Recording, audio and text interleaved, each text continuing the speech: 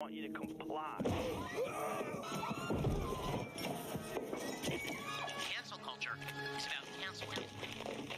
Cocaine. Up yours. Woke moralists. Up yours. This is systematic bullying that's happening. Woke moralists. Up yours. And they believe that they can then Woke shut us moralists. up. Up yours. Woke moralists. They seem animalistic is what I mean. No, they're worse than animals.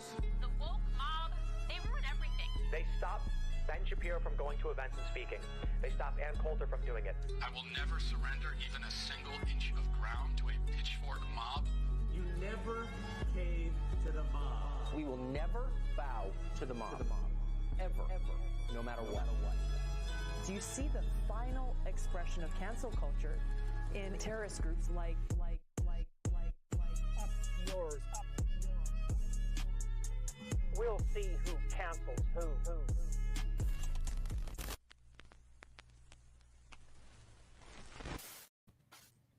Hi. Hello, everybody. How are you doing this week? You know, it was a pretty quiet week. I don't know, not much happened. Listen, Yeah, let's start with that kid in Massachusetts, the 21-year-old who was just arrested Yes. for leaking those government secrets in the Discord channel. You guys heard about that, right? That's where we're obviously going to start. Absolutely. The breaking news that the rest of the world is talking about. I was really hoping to start the conversation by talking about my love for Dead Space, the remake, and Resident Evil 4. Oh my god. You know, right? For real, don't get me started. I wanted to take a moment to talk about Civ 6 tonight. Like, yeah, I thought we could talk about games. I'm just gonna say before anyone launches anything, I have a video up. I did it. Watch it. You can watch it later or tomorrow, whatever. But my opinions are in there. If this chat gets out of hand, that's not on me. It's not on me. This is a democratized podcast. Smart of David to do that. As we all know, he has the problematic fan base who usually causes problems. It's true. He's coming out ahead. I also want to say, I posted a video. They're all very positive, I gotta say. All the comments on my video are very positive. People that I looked at them too. It was nice. come from my perspective. And The outpouring of love has been most wholesome. I hope everyone knows that, by the way. I've been entirely and completely touched by every single person who's been like, what is happening? So that's nice. It's nice. I want to let the record reflect. I don't think it's us who's going to get out of hand because I want to say from the beginning of time, we spent an hour waterboarding each other and the fans with a whole session of, we like her, we swear this isn't a deep critique, we did all that shit, okay? And as a lot of people... Right. As a lot of people on Twitter pointed out, when Ole was getting all the shit, it was actually I who started. Many of us, holy shit, you did not get called out at all. Not by name, not anything. But you know what I think is important? You know what I think is an important note in that, just to speak to the level of engineered foolishness and theatrics this is, and the choice. And I believe it is a deliberate tactic and who she chose to go after. And why? Because it's not lost upon me that after this happens, you unfollow Binder. Even though you didn't call out Binder, you didn't say shit about Binder, you unfollow Binder. Both them still follow me. They ain't Really? You don't. I'm also, I think, the only person on this show, maybe Illuminati hasn't been, but the only person on the show who's never been invited on their program. Yep. Yeah. So I think this is a concerted effort to take me down a notch. They're they're obviously threatened by my growing presence online. You were one of the 6 people who were banned on Twitter, so right. Let me tell you, if Elon Musk couldn't stop me, then these two certainly couldn't either. Can I also jump in really quick just to echo what David said? So David put out a video, I put out a video, and I basically said my piece there. And so I wasn't planning to make a video, but since my big brother did it, I'm like, okay, I should probably do it too. And because I did want to talk about this, but at the same time, there's always like this this tearing at me when it comes to these events, where it's like, I don't want to be accused of fueling leftist infighting for clicks and views, but at the same time, if I self-censor, then I'm kind of being like a little bit of a cuck, and I'm trying to not call out friends for purposes of access. So it's like, it's conflicted. You're kind of damned if you do, damned if you don't. But I said everything that I wanted to say in that video. I was as honest as I can possibly be. So okay. Oh, sorry, I'm loud. I will. No. Let the I guess maybe we should. Our guest is here. Should I? Oh, well, yeah. I mean, bring our guest in. here. I'm not sure if she's on. Before we get into this, let's go ahead and transparently make something really clear here, because I know we're going to talk about a lot of topics. We love tangents. It's kind of our thing. Let's just make it clear what this is really about, right? There was a bad tweet that was said, and someone who refused to take accountability for it. And like I said in our little kind of group chat earlier, I think what's happening now is all a gigantic deflection to take away and take the heat off of Anna, because she can't fucking take it. Yeah, so before we get into all the other distractions that are going on. It's honestly more than that. It's more than a bad tweet. And you know what's funny? I have no interest. There are lots of people. I have observed things. I see people in the space that I don't think are particularly this. They don't do it for me. I don't think they're blah, blah, blah. But I mind my business, because as I've said, if you've been watching the show from the beginning, I have made a point to let y'all know I don't give a fuck. I do not want to be in anybody's drama and anybody's to do. That is not important to me. I think it is a waste of energy. Talking about what the next one is talking about, blah, blah, blah, blah, blah. I try to extend, let me tell you something. If I have done a show with you, I've been on whatever it is, I've done it with you, I extend you the courtesy of not giving you no smoke. Listen, because for me, my position is this. I did not know TYT until last summer when they covered my appearance on Rising when I went viral, ironically, for defending the trans community against violent transphobia then, and in this, ironically, Anna was giving me my praises, saying that, this is what the left needs, an aggressive advocate, someone who will aggressively go after transphobia. I say that to say she knew who the fuck she was dealing with then. That's one. But two, because that was my first introduction to them, I was nice. Like I was, okay. Like all I know from them is that they positively said something about me and we follow each other. And so cool. Once someone is my mutual, I try to like walk with a certain kind of energy, because I am a person, I'm a sensitive gangster. I don't want you talking about me and blah, blah, blah either, and fucking with me in a certain way. I don't like that kind of drama. So, when they've gone on different tangents on propaganda and saying things like that, I've handled them so nicely, which is a thing they have recognized. And they've said, if you've seen my interview with them on Abolition TYT, they said as much. Anna literally explicitly said I was the only person that was nice to them, that handled them in a productive way. So that was why. And their audience had been requesting that they have somebody who was an abolitionist come on. And I was requested by popular demand. So they asked me on there based on how I've extended myself before.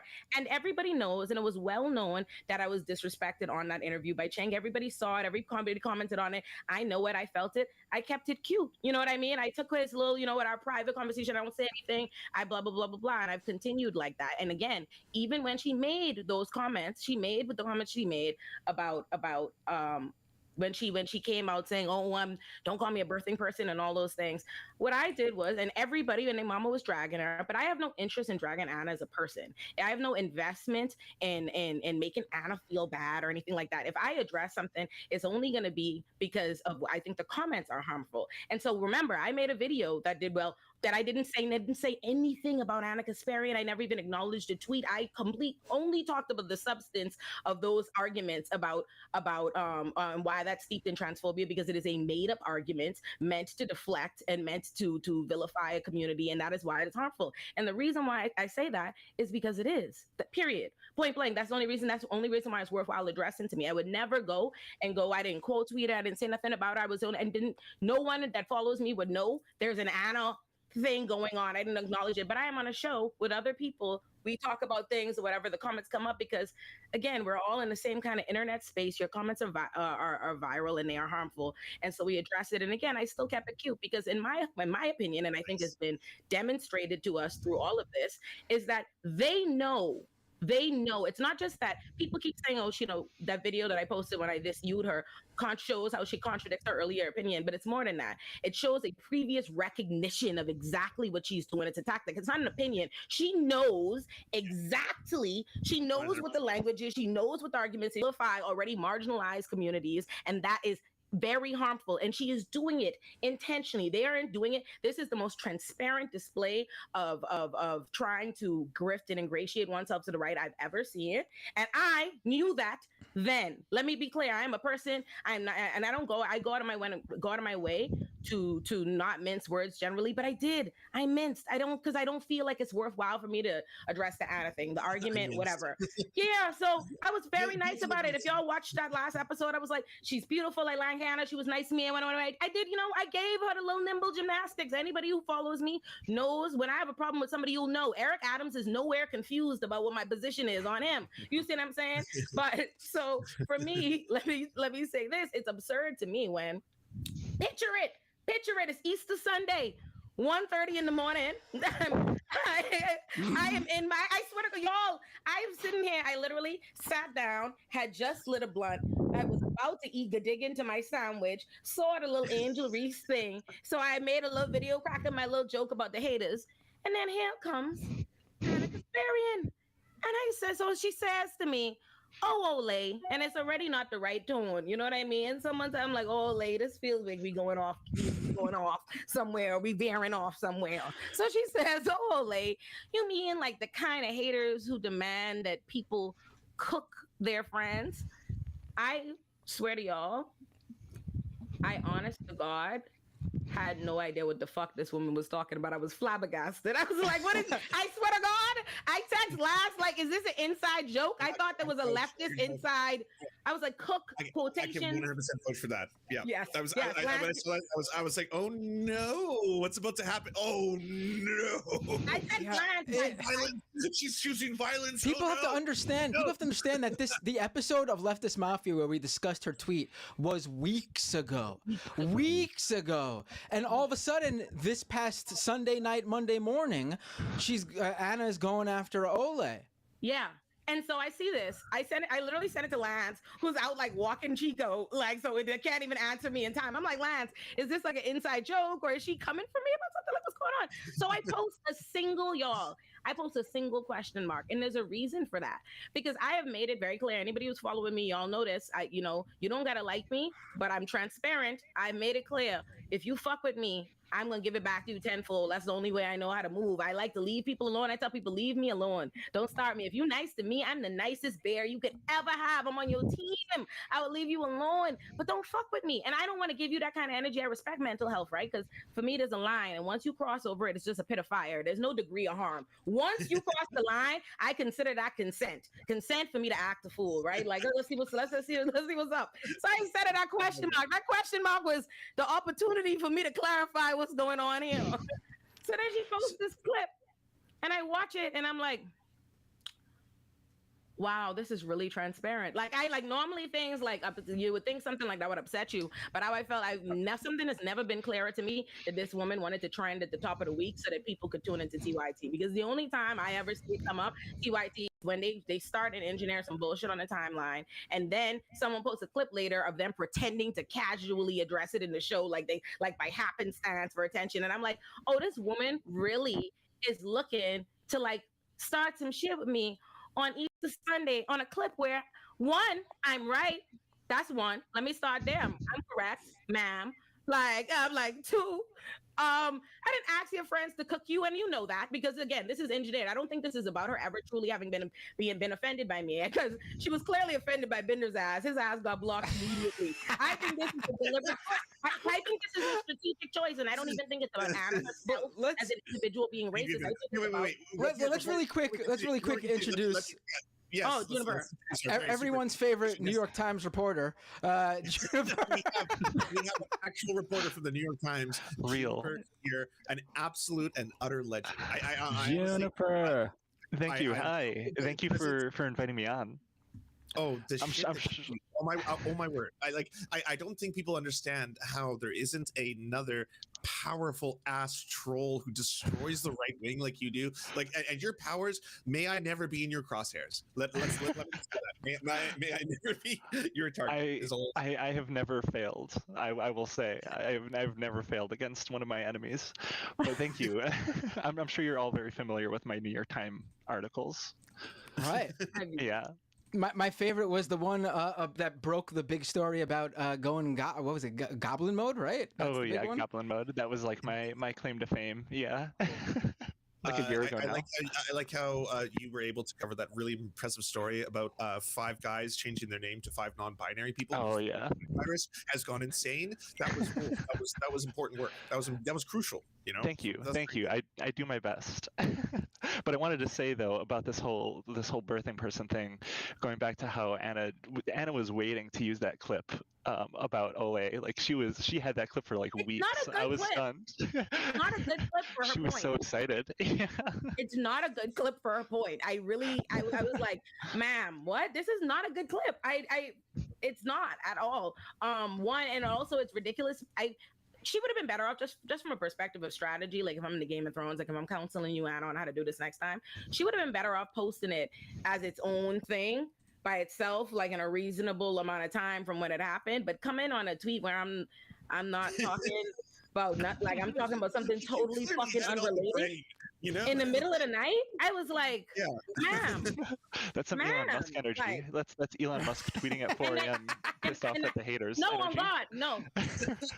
on God. And I truly think and I don't even think it's about Anna herself being racist or anything like that in the decision of who she goes after. I think it's about who they are deliberately trying to ingratiate with themselves. The rights and the people that they are trying to speak to and pander to and hope to get to and clearly in the pivot that they're obviously trying to make.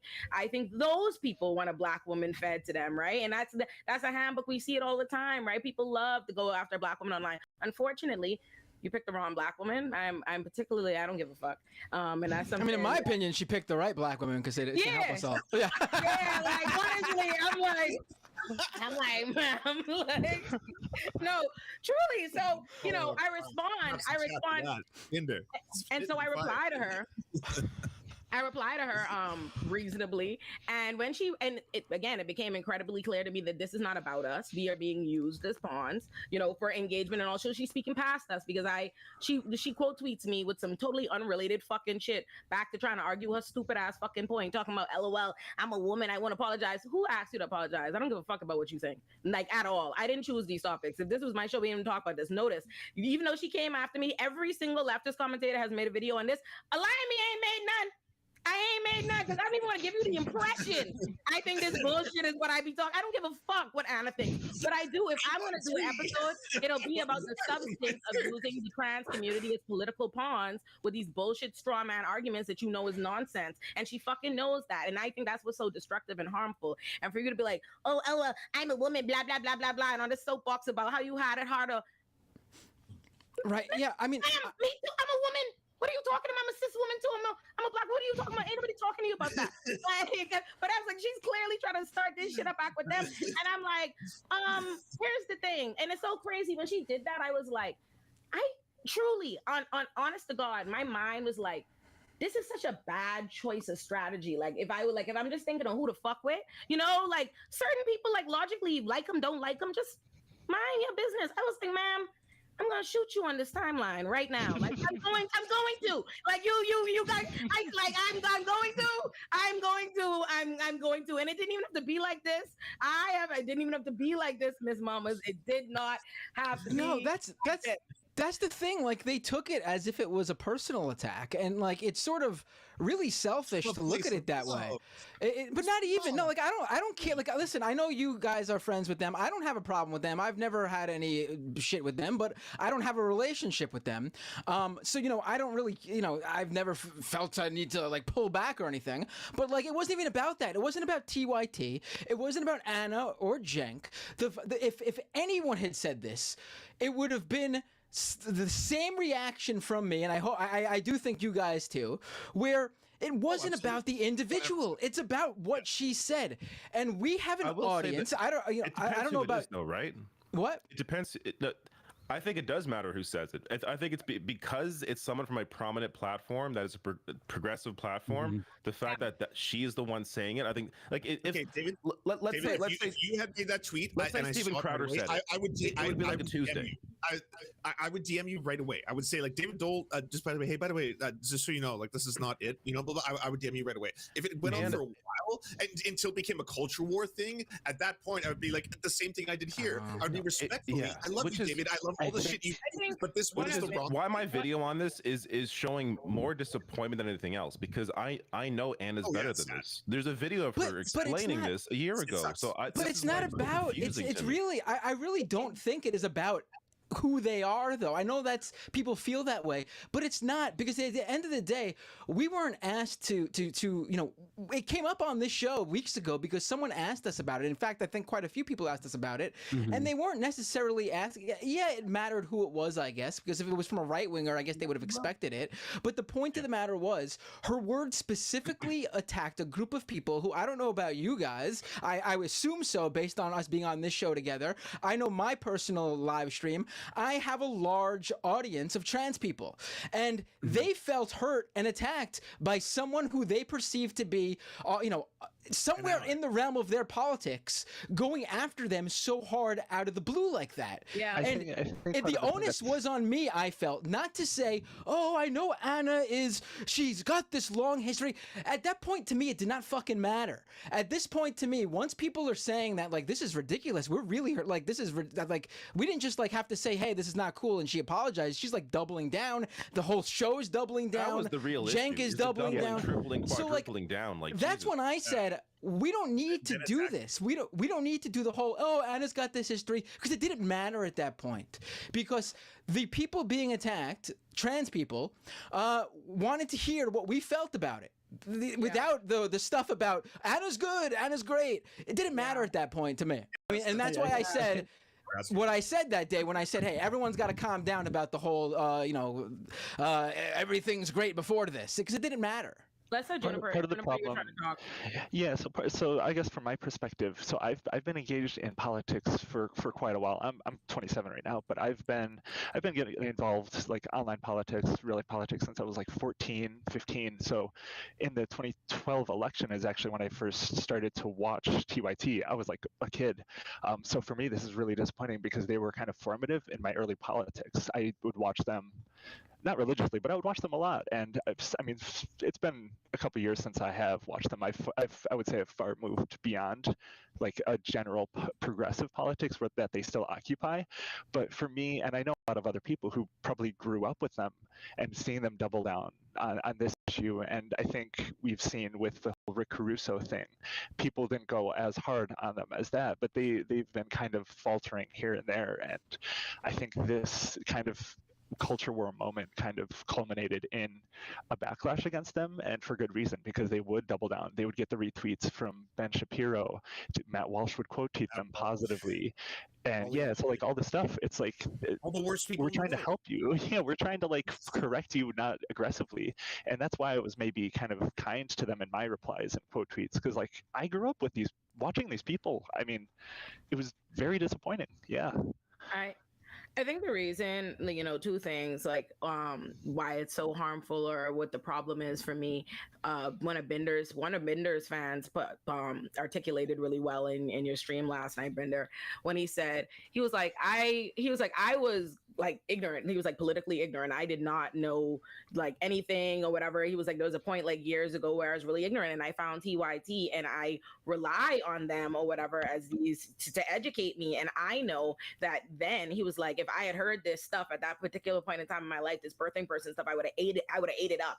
And that's what infuriates me, is that there are people, believe it or not, there are people that the average person is a consumer. That's just true. They do not have the time. Everybody, that's the point of turning to experts or having commentators or people that you listen to or that you trust, so that you can rely on what they're saying, because you don't have the time and the ability to go and research everything or do a deep dive on everything. And so they trust you and they will take you at face value. So if somebody's come in and they're presenting this straw man argument, they're gonna trust it. And I think that's the thing that is frustrating here, is that the issue is not about, nobody, absolutely nobody is saying that Anna Kasparian or any other cis woman cannot say they're a woman. That is a fake, made up argument by the right, period. Just to deflect and to vilify and make it. It's a ghost problem. It's not a real thing. That is what it is. It's a straw man.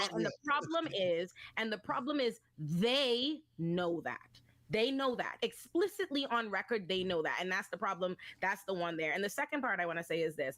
It's not about making a declaration to be a trans ally or to be the best or the number one trans ally on my part, right? Leftist purity or virtue signaling and shit like that. Every single time that I have ever gone viral for being a trans ally or defending the trans community, it's because I'm surrounded by the most violent fucking transphobia. There's nothing else for a reasonable person to say.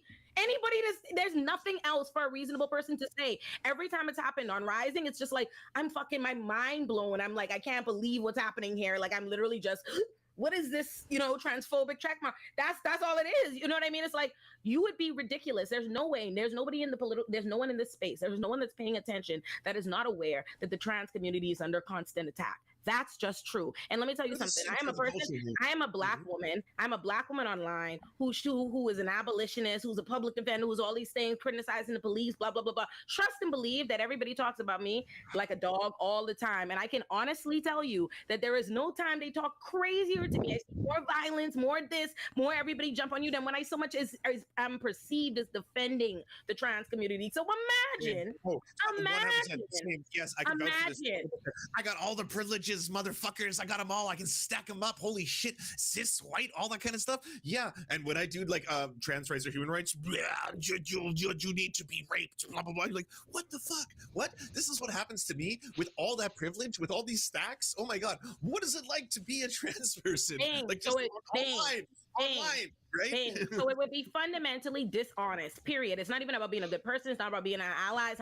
It's about being aware, not being a goddamn liar. It would be dishonest to act as though I am unaware of the level of the plight of the trans community and why it is fucked up for you to enable this bullshit right-wing stuff, because that's what they want to do. They want the people, the consumer who's not paying attention, to believe that the trans community is out here being ridiculous and trying to rain down hell on them and make their life tedious and all this nonsense.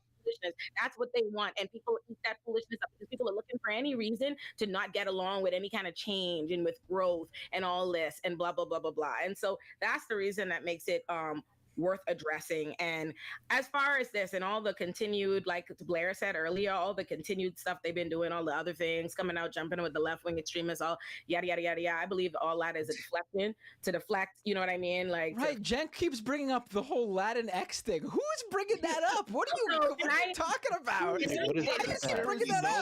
is this? If he's acting in good faith, there was zero chance he actually watched Emma's video. There's zero chance he actually watched our discussion. We gave so many caveats. We were so kind. And for him to act like we're calling them names, like get the fuck out of here. I watched today, because at first I didn't see, when they were for saying all things, I was seeing people tweeting it at us. So when I seeing what was going on when they first started coming at us on the show, but I was out getting drinks, so I had to look at that later. But I watched today. I was watching Demon Mama cover it, and I just want to say this: there is and it's been true, and I really deeply have felt this in my spirit from the time that they interviewed me. But again, I kept it cute. I don't know who Jank and Anna believe that they are, but they are not my king and queen. They are not the king and the queen of the left. And let me say this. In neither arena are you the king or the queen. This desire to disregard, okay, so fuck the organizers, fuck the activists, fuck everybody that you get. Anybody who is not saying what you say, and the whole left is extremists and radicals, right? Fuck their friends. No, they're right. So fuck us on that level. So you're telling us they're not hard. Check this out. No, this is an important point. No, because no one's saying it. No, let me say it. No, let me say this. Because no one's saying this shit, because everybody has been letting them get away with this whole track record shit for too long. Let me say this. Y'all are not nobody's organizers. You're not nobody's activists. You're not MLK or Barack Obama. You're not none of these people, right? You are not none of that. And you have declared to us that you fuck this whole organizer, activist, or whatever on the ground space, right? Because you're more interested in polls, right? All you want to talk about is win, win, win, win, win. Let me remind you, you ain't never been a fucking elected, and you've ran. You've got blown out of the fucking water. Oh my God. I don't know who you believe you are to condescend anybody about anything. It is absurd. It is absolutely the height of arrogance. It is ridiculous. I don't know who you be talking to. I'm unsure, because ain't none of us nobody's elected office. So I don't know all of this need to try to pivot there to disregard. You don't want to hear it from the academics. You don't want to hear from the scholars. You don't want to hear from the lawyers. You don't want to hear from the journalists. You don't want to hear from the commentators. You don't want to hear from the organizers. You don't want to fuck all of them because it's about the polls. You don't do well there, Dink. So true. Well, and to add to this that also too, just shows like this whole current arc. It really shows how out of touch they are with a lot of the left. Not even just the online left, a lot of like the on the ground left. Because people talk about like, oh, you're just terminally online, believing all these things. It's like if you actually go like talk to people that are organizing in real life, they will believe. I mean, they believe a lot of these things. It's TYT and Jenk and Anna that are out of touch.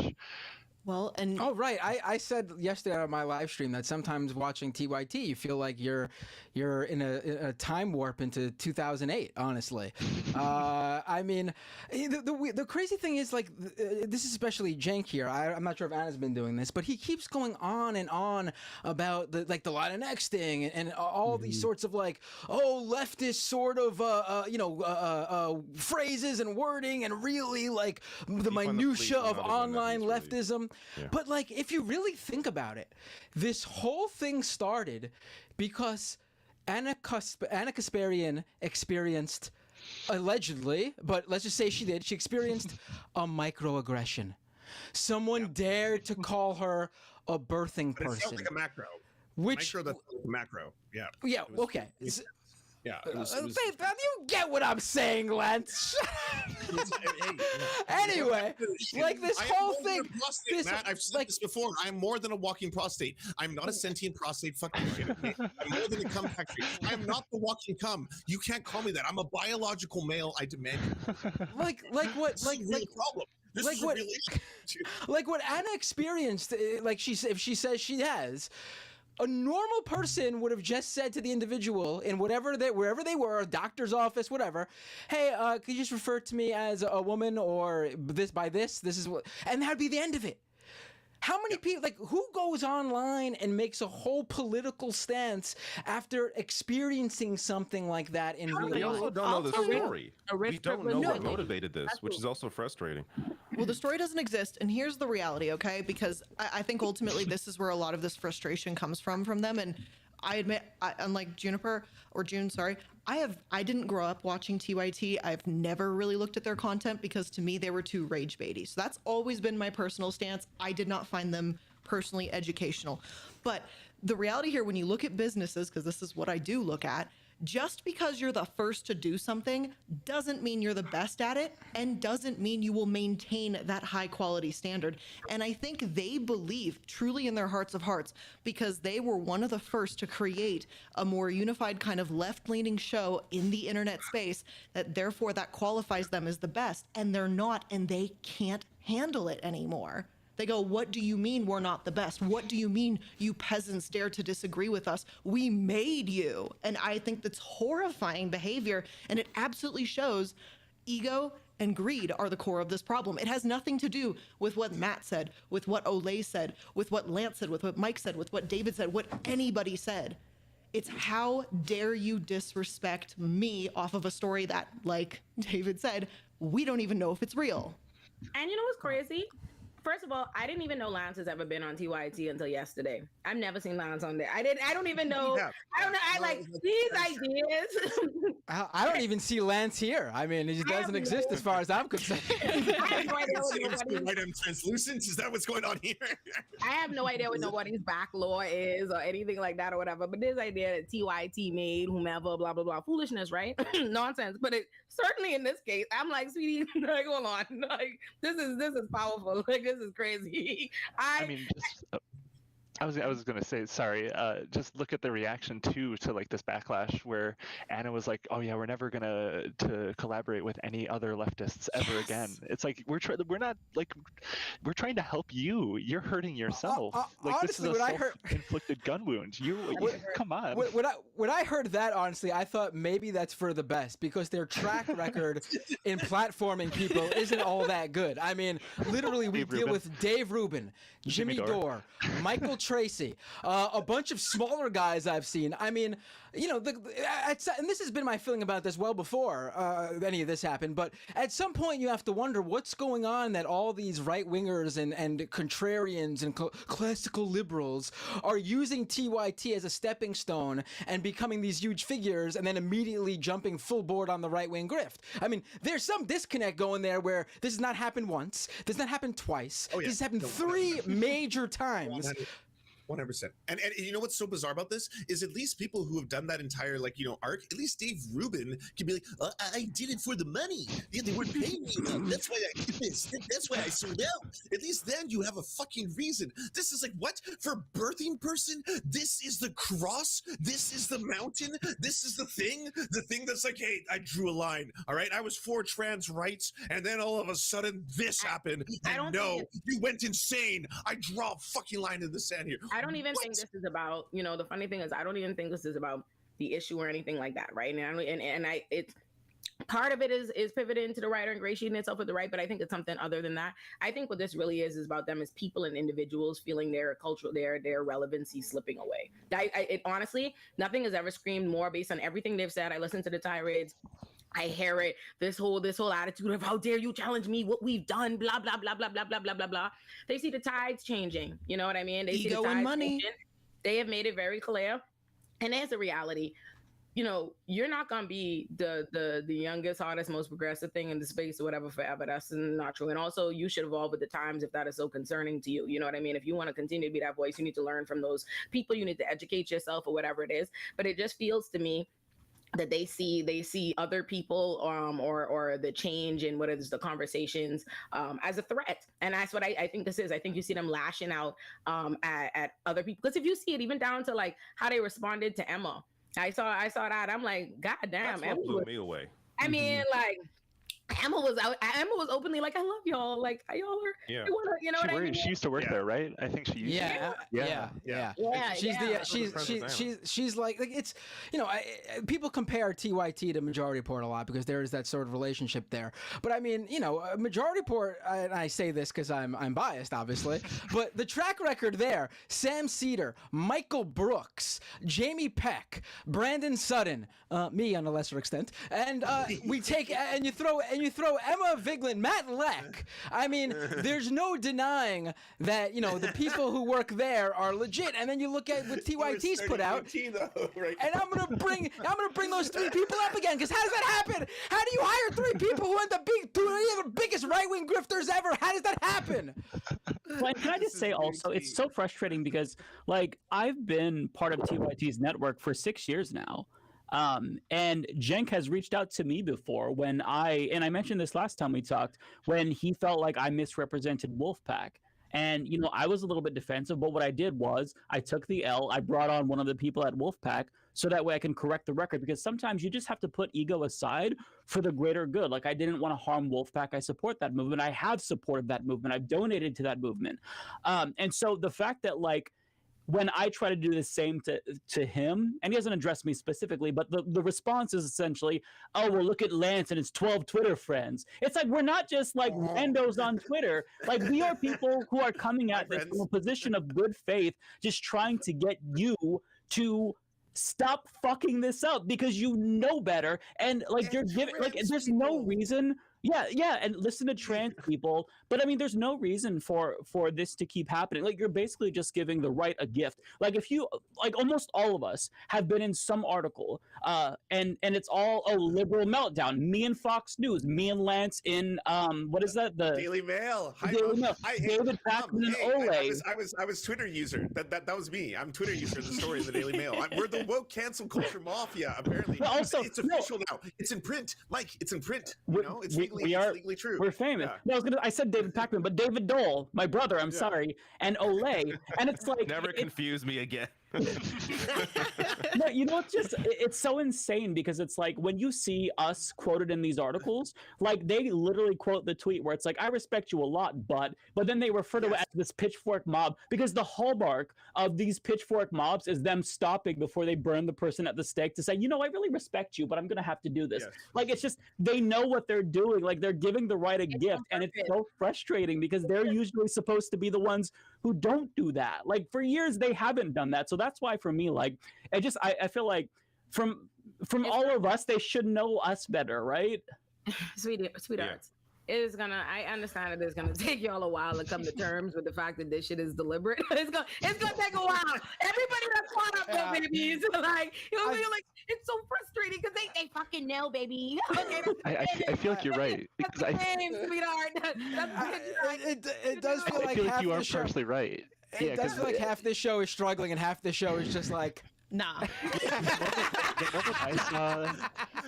The moment I saw the Ben Shapiro retweet, when I saw the Carrie Lake, like, oh wow, broken clock, I was like, and she didn't delete, she didn't correct. I'm like, okay, there is a part of her that is like on that brain worms, that turf route that like J.K. Rowling took, that Graham Linehan took, like all these ghouls. The worst people in the world like what you're saying. Isn't that not enough? Like if all the people who loved me, if every single one of you who I respect and love was like, Lance, this ain't it, and all the worst human beings, the worst ghouls ever, Matt fucking Walsh, if I saw Matt Walsh, I would be like, oh, ew, what have I done? This is terrible. I had the wrong take. Oh my God, I'm so sorry. I was so wrong. But all of them, Ben Shapiro, like, and even if the intent wasn't there, that should make you recognize, hey, clearly this is taken away. I didn't mean it to be taken. And if you still double down, then the police can prove this, like, beyond a reasonable doubt, baby. First degree intent. The intent is there.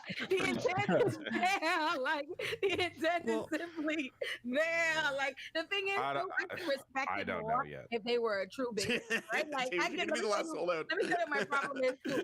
Like, J.K. Rowling is a true victim. Like, J.K. Rowling is a true transphobe. Like, J.K. Rowling feels that. Yes, if y'all put up on the stake right now, and girl, we will burn you with the stake if you don't doubt willing to throw your life and your legacy away for this shit, if you're willing to just be like, I lose everything, like, look at Graham Linehan. If you're willing to be like, I lost my kids, my family because of trans penis took this from me. No, it didn't.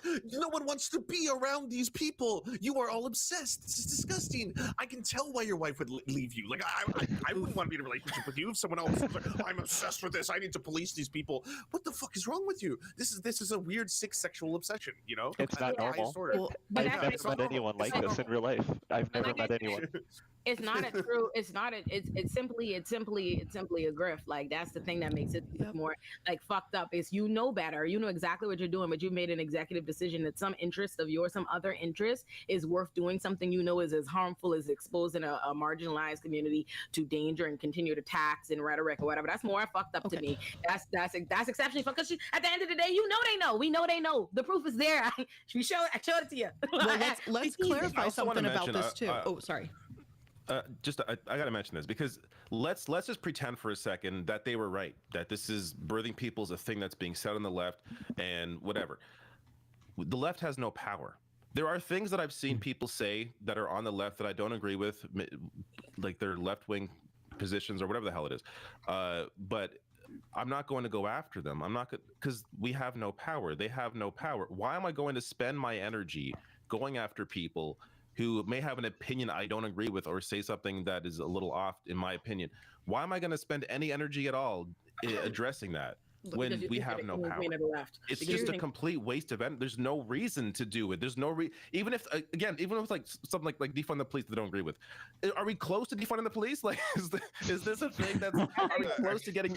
Are we close to abolishing prisons? No. So why are you going to spend any energy at all about trying to address abolishing abolishing prison people? Your messaging, it's not a thing that you have to worry about because they believe that they're king and the queen. They're the king and queen of the left. How power is maintained, right? Theoretically, power is maintained by subjugating others. They got to be people underneath you, so they got to lord themselves over the left. How we are the true left. We are the president of the left, and we did not fucking sign off on those opinions. We do not like this new tide of fucking discourse. We didn't appoint these bastards. Like, we don't know who they are to convene and keep pushing this bullshit. We don't fucking like it. We upset.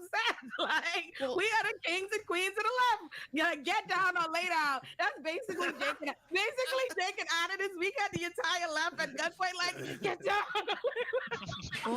We made you and we can destroy you. We have the power to destroy you. How dare all of you? We gave you everything. No, motherfuckers, I was invited onto the power panel because I had a name, because it was like, oh, I'm already known as Lance from the Serfs. I wasn't on there because it was like, we're trying to promote brand new little baby eggs that no one knows about. This person is so fucking green. No, it was like, hey, this is someone who's established, who's going to add to this. It's called the power panel. It's in the name. It's in the name. The power pack. I will say this. You know what I know? And I, by the way, did not join the network until I had 100,000 subscribers. So it's not like they made any of us. It's not like the Dave Rubin / Jimmy Dore situation where you know them because of TYT. Like, it's not like they made us and now we're turning around and attacking them. Like, we don't want to have this fucking conversation, but we have to. Like, none of us want to call out our own friends and colleagues online. Let me just say that I want to, because I see like, people comment and be like, oh, like don't. Someone said that when I posted the Leftist Mafia tonight. They were like, oh, don't call it your friends this time or something. Them not my friends. You didn't get know these people.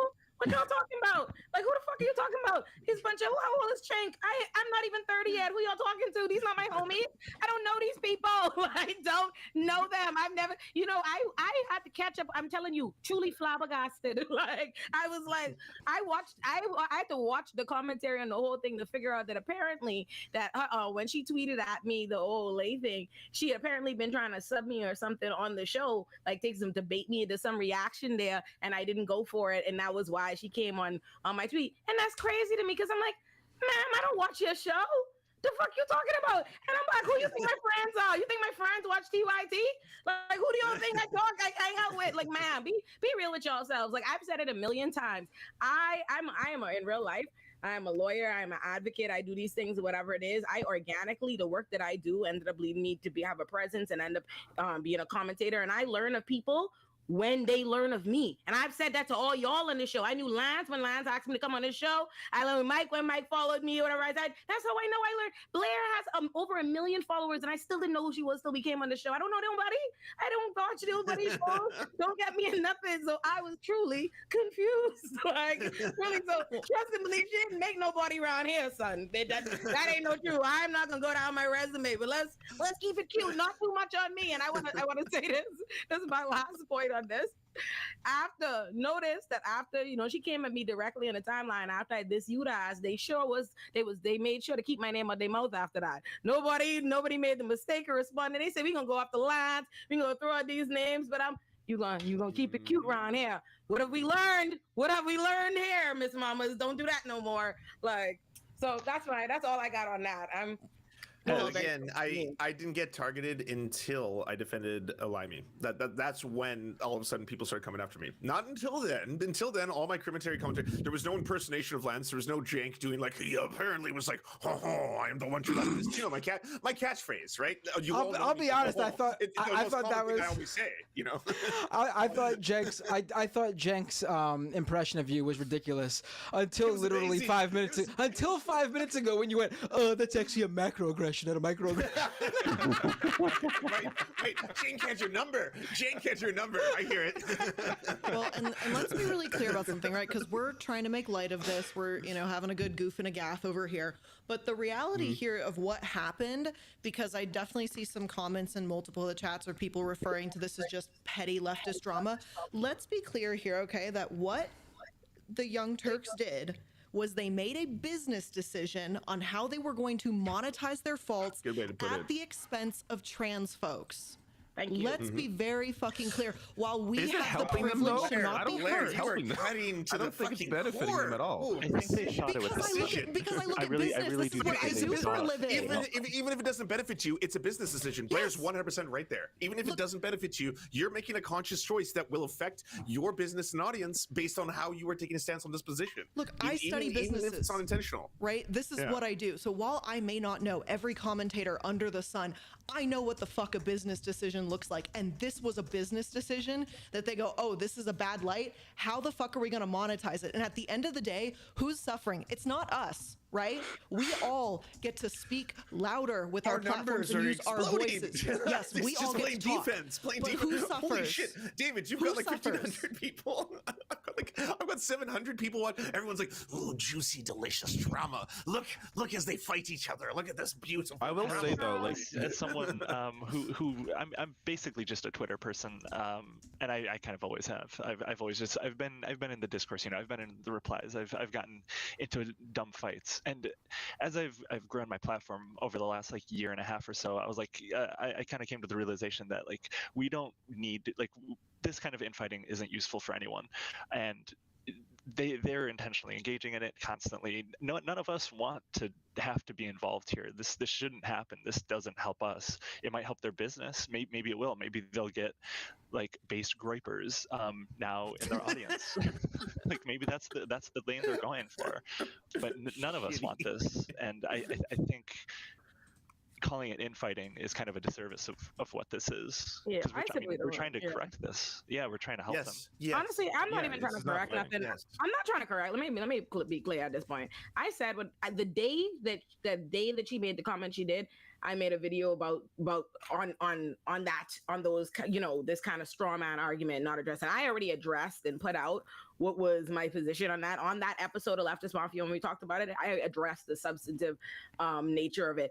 I'm not trying to do or correct nothing. I do not work PR for TYT. I don't give a fuck what they do. I don't care. They could blow up their network. I don't care. They could pivot to the right. They could move to the left. They could dance wherever they want to dance. I don't give a damn. All it is simply, and for me, was you came at me.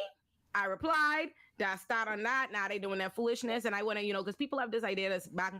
I didn't produce any content on this, and I won't. My episode tomorrow for Illuminati is on Clarence Thomas and his bribes, the shit I care about, or him getting flued out, his gifts, him living good. That is not. I'm not interested in being in any back and forth with them or blah blah blah. I don't see it as that in this particular instance. The only reason why I said what I had to say on the weekend, and I dissued them, and honestly after that I considered that done. I didn't care what they did. People sent me when they were talking on the show, and I didn't say anything. The only reason why I went back in was because they started attacking Lance and attacking everybody else, and I very often it is that I am picked on as the black woman here. That's just true, and everybody in the comments can feel how they want to feel. Blah blah blah blah blah. It's just true. It is easier to go after the black woman. There's a certain way that you go after them, and I don't like when people when I'm not spoken up for, or when the effort is not made to protect me by my co-host. So I appreciate when they do, and I do not want to disincentivize them to do that. So for me, it was like once you started attacking them, once they spoke up for me, I felt obligated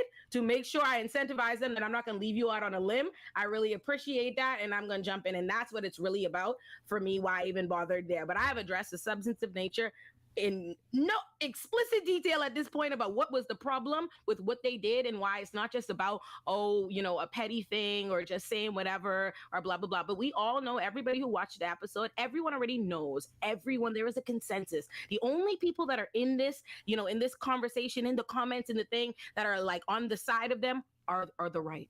There's no one that's actually on the left. So they've said as much, right? It's all the left they're taking on. They know it. So all the people, it's not like we even have to prove the point. Everybody on our side of the fence knows what was harmful about their comments. Everybody who watched our show knows that we did all the softball handling in the world. I've never seen people be ratioed more in my life. People with over 500,000 followers. It is very clear. We have gone on record. So to me, that's really how I'm at. Anybody who feel away could be mad and have their narrative and believe whatever they want to believe, that Anna and them are selling, that we came after them, we was disrespected. It's simply not true. That's simply not true. Half of this cast really deeply likes them and very much so does not want to see them, lose. And the other half is indifferent. So, that's that. It is problematic. We have a trans audience. All of us have a trans audience. We care about our community. Like, we care about that community. We care about marginalized folks. We care about being honest. And that is all that is. We are going to continue to be good allies. And if Anna and Jenk and whoever else don't like that, then they don't like that. Such is life. You're going to be all right, though. You're going to be all right. I promise you. You can't cancel people. We don't have that power. It's not real. It's not a real thing. Like, a lot of people on Twitter are like, we'll see who cancels who. I'm not. I love how many people thought that was real. That's the meme. It's the meme. These are jokes. This is why it's funny. It's because we don't actually have that power. Wait, I thought that we could. Oh, I'm so sorry to disappoint you. I did see in some of the replies, especially to Jank, there were people like, "Hey, I'm a subscriber to you guys. What the fuck?" Like, so some people were like in their audience pretty upset. So maybe there will be some sort of blowback. It's yet to be seen, of course. I don't know if they have like that public. I don't know. If I was, I've been in their audience for like 10 plus years. Like I'm not like, I watched their shit before I got into this. Of course, they were a big inspiration in terms of like me getting into this and all that. Like, so if you lose me, like someone who was a paying subscriber, watch shows like Old School, like watch these shows no one's ever heard of, but I watch them because they're TYT show. Like, if you start to lose me, then you're losing people. Like part of it as well is they used to be like they were the place that people could go to where because their voices weren't being heard. So but TYT would speak to these issues that mainstream media was not speaking to, and now because they're not doing that on some issues like criminal justice, like this issue now, at least in some ways, that like people are angry at them, people that are their members, their subscribers, because they feel like, hey, what the hell? Like you were the voice for the voiceless that were not appearing, these opinions not appearing anywhere else, and now you are no longer welcoming to those positions either. Again, even if they don't agree with them, like engage with them, like at least have an honest conversation about it, as opposed to this shutting down, this straw manning about how we're calling them names. Like this is what Cenk claimed, we're calling them names. Did you watch? We called them fascists, according to him. Yeah, none of us called them fascists. We didn't call them anything. You're not the main character. They have to understand this. They're not the main characters. I got the same side of this issue. They've been on the same side of this issue. That's the most infuriating part about it. But they want to be. They're usually right. They're not the main character, but they want to be. That's all it was about. They managed to make every single person talk about this week. They managed to hijack whatever we wanted to discuss, whatever the rhetoric was going to be about. They have the entire internet left discussing this. Like everybody, I've seen my face on more thumbnails that aren't my video on YouTube as well. So basically, I mean, that's what it is that they're doing. They wanted this engagement. And yeah, I mean, that's basically all it is. I'll be honest, I learned so much about them this week because of all of this. And I know for a lot of you guys, none of this is new news, but can I just bring this up? Because it really did bother me, this clip that started circulating around, not the one that Olay posted with the compilation of them saying the N-word over and over again, but the one where, is his name Cenk? Shank? I don't, whatever, him. The like boomer dad energy guy. Where he's talking about when he's being real, talking about the woman, right? Being real transphobic towards her, right? No, the one where he's talking about, he's using like the Republican talking point, essentially of if a woman orgasms or gets pregnant via a rape, then it wasn't rape, but he uses it in context of fucking a horse. Oh, he's got a bunch of old stuff like that. That's the first time I ever saw this. Yeah, it's not. I think before, because like I said, I started watching them in 2012 I think a lot of that stuff was pre-2012, and that you stuff was just horrible. blew every chat's minds. Every chat is like, wait, what? Because they didn't know about this lore. I knew about this. Yeah, lore. They got a weird history. But it's really, no. There's so much weird, yikesy, edgy shit from them. There is this like weird agreement. I disagree. And, there's this quiet agreement the white left seems to be in about like all this shit just being good. Like I don't know where I missed the meeting where everyone's just like, oh yeah, we knew about that. They're doing everything wrong. Well, it's because they've addressed it and apologized already. It's just like I think if you can apologize and recognize you said some dumb shit, then people can move on. Like it would a lot be of pretty it was funny. attempted to do for comedy purposes, and it didn't really land. And so it would be funny if you know how people some of you did it on the episode, but like talking about like, oh, don't worry. I mean, you can't go too mad at them because they have this history. It'd be pretty funny if you were like, listen, you can't get mad about the transphobic stuff because they have this great history about fucking a horse. Like, you gotta.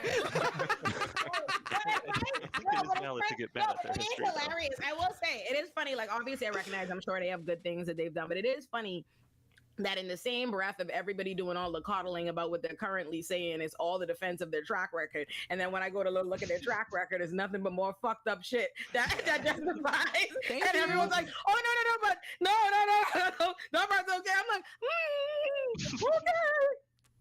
Yeah, they've had a really bad history, and I think a lot of people are learning a lot about them recently. And present, because I want to let y'all know. So and present. For me, let me just say this: I found out about them, like I said, last summer, and since then it's been rough. I've only seen bad things, like thinking of the homeless, propaganda, bail reform. Listen, like all the things right now, transphobia, and then when I look back, I be seeing worse.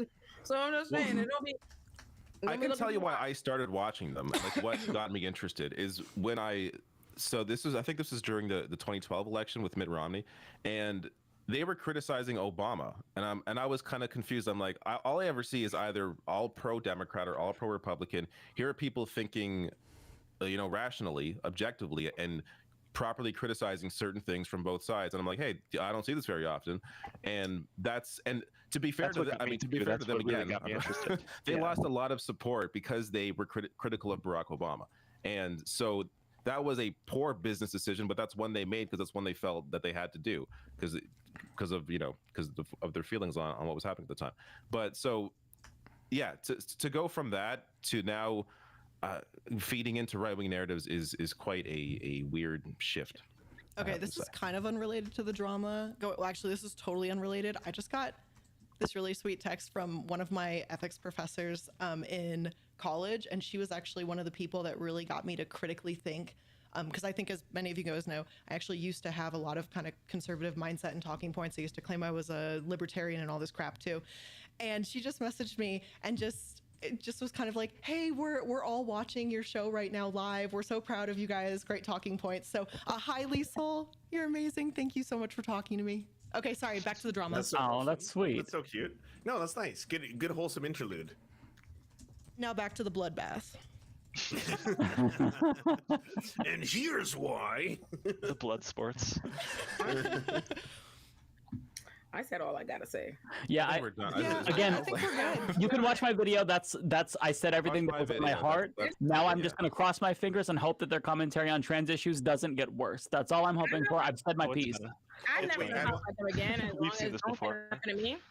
Don't say nothing to me, and I'm not gonna say nothing to you. Well, you know that this entire stream that we've done thus far, this past hour, is going to be so heavily scrutinized and taken out of context and everything. I literally don't care. I'm like, honestly, I'm on Black Twitter, Bahamian Twitter, all kind of different like parts of Twitter. I be chilling. My audience, we don't even, bro. Fuck this. Who cares? Like, it's so much more work for me to even try to explain to the people in my life what all of this is. Like, who cares? I have to go deal with HOCO and bail reform. I've got stuff to do. I'm going to Florida in the morning. Like, whatever. Florida. But I'll be honest, as someone who is trans, this is just the beginning. I like this. It's not going to get better. I really don't think it will. There is going to be another Anna take. There's going to be another discourse about this. This is not the end. Well, I hope at the very least they listen to. Go ahead. Wait, David, sorry. The same day they were doing a lot of this stuff where they were like talking shit about all of us, they did a special on Riley, the swimmer, and like how Riley was attacked and accosted, blah, blah, blah, by trans activists and trans terrorists and stuff like that. And that shit has gone too far.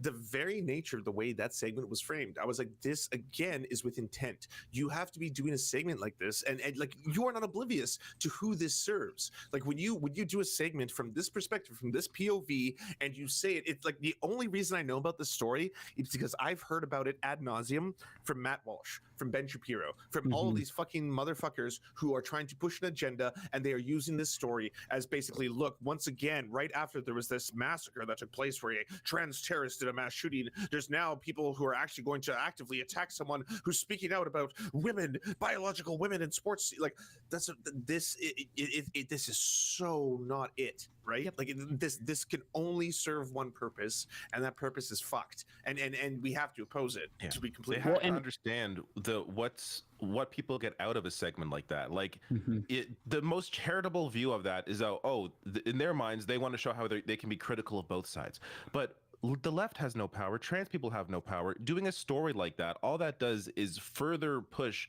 right-wing narratives about anti-trans narratives. There's no benefit to covering a story, to an individual story about like a single thing that happened. It's so stupid. Well, and I referenced this in my video too about that. It really demonstrates that they're not talking to actual trans people or even queer people at this point, because they, like, the point that they made, which really bothered me, was that they showed like they were against the activists who were being too harsh in that video, basically, and heckling her. But then they showed, okay, well, here's the trans activists who are being productive, and they showed, like, they cut to a quick video of them like sitting quietly with trans flags. It's like, I'm sorry, you don't get to, as cis people, tell trans people what's appropriate. I mean, do you think that queer people got rights by being polite? A Stonewall was a riot. I made this point in my video. We don't Like we can't sit there and like cross our fingers and hope that public opinion changes. So then we can ask, can I please have some rights? Maybe one right, two rights. Like that's not how. Yeah. And the thing is that they know they'd be that. criticizing Stonewall, like they'd be on the wrong side of that. Like that's Sorry, they were a little bit too rowdy, and people are going to be turned off by the rioting. I'm sorry, but this is you can't just sit idly by and ask politely. You have to say, "Give me my fucking rights now. I'm going to take them." And so that's why, like, if they talk to queer people and trans people, they would understand that and why this type of protest is necessary. Trans people are facing a fucking genocide in this country, so I don't think that tone policing them about the way that they speak to transphobes going on national tours to argue against their rights is appropriate from their perspective as cis people. Well, and again, like honestly, shout out to Jessie Gender. Jessie Gender did an amazing video on this topic where she basically laid it out. Where it's like, hey, by the way, we have to set the terms. And cis people, me, I'm cis. The cis folk who are oppressing trans people, we should be listening to. They have to set the terms of their own liberation. The same applies to every other civil rights movement. Like I'm a white person. I shouldn't tone police black people on how they should be liberating themselves, on how we should do this. Hey, by the way, don't get like uppity. Don't speak out of turn. Don't do that. That we have to sit back and listen, and especially when the entire community comes forward and they're like, this ain't it. You should please. You are normally an ally. You are normally fucking very, very good. You are normally based. What are you doing? Why? Please don't do this. You know. And just remember the big old right talking point, because I managed to actually make a video that's politically on point for once. But this past Wednesday, I released a video about the woke mind virus. Right? We all make a joke about it, and the reality is when it comes down to these kind of straw man talking points and arguments, it's all about control. It's all about distracting you from what's going on, because if you're enraged about something else, you're not going to be able to see straight and see what the real problems are going on here. And the issues are, they put up non-issues like, oh my God, M&Ms are not sexy anymore, and Mr. Potato Head is just a potato head now. Meanwhile, they're passing all these bills, they're introducing all these bills, they're causing real harm. If we look at, what was it, the 10 steps of genocide, we're on step fucking 7. People are finding out there's 5 types of genocide. Like, there's real shit going on, and there's fake outrage about M&M's not being able to wear sexy boots anymore. And I'm like, this is stupid. Mr. Potato Head. I think something that the left kind of needs to keep in mind too, and something I've been thinking about is a lot of people like Jank and Anna will take the framing from the right and run with it and just argue on those terms. I think it's really important to stop engaging in the right-wing framing, because they control, in a lot of cases, I mean, in historically and now with the trans like talking points, they control a lot of the national narrative because we just respond to what they say. And I think it's really important that we need to build like a new narrative, need to stop just responding to their terms, you know? Well, and I think we should talk about these things without. We can talk about these things without talking about them. Like I said from the beginning of when I had a problem with what was said in the tweet, I just talked about the issues, like with no reference to any level of a controversy. Like you can do it, right? Like these arguments, no one makes. They're not novel. They've been made elsewhere, and I think that's what's more important, that we just address, like just call things out as what they are. Like these are straw men. These are in bad faith. This is disingenuous, and then move on, but not just keep arguing in the weeds of bad faith straw man arguments that are being posed intentionally to distract us and deflect, because that's what they want us to do. They want us to be lost fighting on these like made up mythical points instead of doing what we should be. Yep. For once, we're nice and quiet. This is unusual. Yeah, questions. I didn't do any questions tonight because I assumed this was kind of going to fill us all the way the fuck up. Oh, we didn't ask for questions. That's hilarious. No. I mean, there's plenty to still talk about. I mean, we can sit here, be like, we're done with this shit. They're going to spiral off on Twitter, do what they're going to do. But we do have real shit to talk about. There are super chats. I could also, I mean, if there's questions about stuff from all three of our I will accounts. say though, because Mike isn't here right now, but Mike's completely on point when he talks about this like the original fucking Pride was not a fucking celebration. This is a riot. This is a fucking protest. They're like we have the shoulders of giants before us. If you are like either in the queer community, part of the LGBTQ plus, or if you are just someone who's an ally and wants to support them, then yes, there's this long legacy of very, very difficult struggle that has happened, and that needs to be honored. That needs to be honored, and that needs to be respected. And that's one of those things where you get to this point where, yeah, I fuck up all the time. I'm a cis dude who fucks up. I'm a white dude who fucks up. Even if I'm a white native, I fuck up all the time. To err is human. To forgive is divine. And people should be open to that road. And I'm totally on board with, hey, just correct yourself. That's it. Just listen to your friends, the people who love you. What more can be said? Everyone who loves you is saying this is wrong, and everyone who you hate is saying this is based. So I pray y'all come to terms with worse, that's it. They get it. They get it. They get it. Everybody and their mama has explained it. It is not that they do not understand with their friends or they don't want to hear it. It is deliberate, y'all. It is deliberate. If that's not true, then they're going to want to prove you wrong. So we will see. I hope they do. Or not. I hope they try, because if they don't, that is the most telling fucking thing. I think let me just address this right quick, because I'm looking at the super chat or whatever. This one person is he giving money to talk shit? What is DOP? Because I don't see the dollar amount by it. I love those. Those are amazing. People pay money to talk shit. I think that's. Is that what it is? So yeah, this I think it's very funny how people believe it's interesting. Like, you can't tell me as a Black person, you don't get to tell me as white people what y'all have decided isn't racist, or who you decided isn't racist, whose advocacy you are so particularly impressed with. We have decreed. And you don't get to recognize you don't get to recognize some massive offense in the term birthing person. We are not going to sit here and pretend like this is some kind of slur that she is allowed to as a woman to feel so mortally offended by, or whatever, but then act like I am some bad demon because I pull out the videos of her saying, like, bro, give me a break. Like, honestly, first of all, when you start shit, you start shit. Let's start there. Like, you can't, this whole idea, because you wrote a check your ass can't cash, like all of a sudden, like, I'm the villain, I'm the bully. These are people with millions of subscribers, with over 500,000 followers on Twitter, millions of subscribers on YouTube. By no means are they the underdog, okay? They came after me. Just because it didn't work out the way they wanted to work out does not make me the bully and the bad guy. That's one. Two, I could pull out whatever. I had way more fucking clips than that. If you think that's it, I had a real one sitting in the tuck. Like, should really get cracking. Like, bro, yes. And like, and also I think it's so interesting how like people treat it's okay for y'all to be racist and spew racism and microaggressions and all this misogynoir, but you feel like you could tell me as a Black person what is and isn't offensive, yet like, oh, this is all good, right? Like, oh, Binder started it. Ole. Yeah, right. Ole, right. Binder shouldn't have been on the chopping block, okay? Binder, you beautiful lady, man. You should have gotten the fucking. Her coming out to do what she does. Somehow, what are you saying, Lance? You're laughing too much. I can't tell what you're saying. You went harder than Olayemi did. Like way harder than Olayemi did. Like Binder was the first person to be like, you know what? I do not agree with the civil politics of this discussion, and at this moment, I'm now going to have to say straight up, I disagree. I disagree with that, and he did not catch the fury. He did not anywhere close.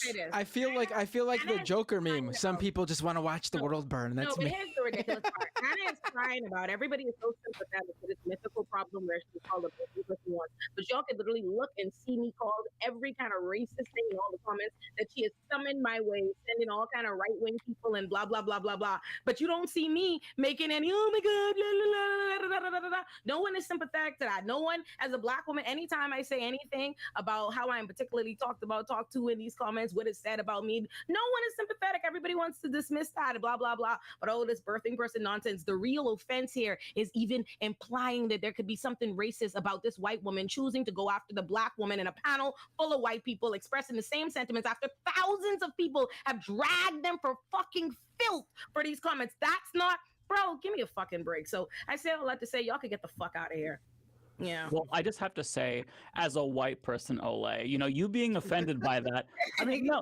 Listen, I need people to understand this. This is a white person saying it, so you should be able to accept this. You can't tell a Black person what they can and can't be offended by. Like, listen, I'll watch these old ass movies from the 2000s, and the homophobia that I see, like, it makes me feel a certain way. And it's old. The actors probably wouldn't say that now. But like, when you're part of these marginalized communities, not like being gay is the same as being Black, but like just when you're like the target, like it affects you a certain way. So like you can't tell Ole that she can't be offended by this, even if it is. Oh, we all know it's old. And the crazy thing, let me just be clear. I'll be honest with you. I'm not offended. I don't give a fuck. I don't. I just want to point out that one, it is hypocrisy to ever have lived for you to be moving now like, oh, this is this major like birthing person is this slur that needs to be taken out of people's lexicon. And even when you have acknowledged, everybody knows it only is used in a medical context, but you still can't even accept that. But yet you were telling me there's a context. There was ever a context where this is okay for you to be moving and saying that. And let me say this to all these people. I don't know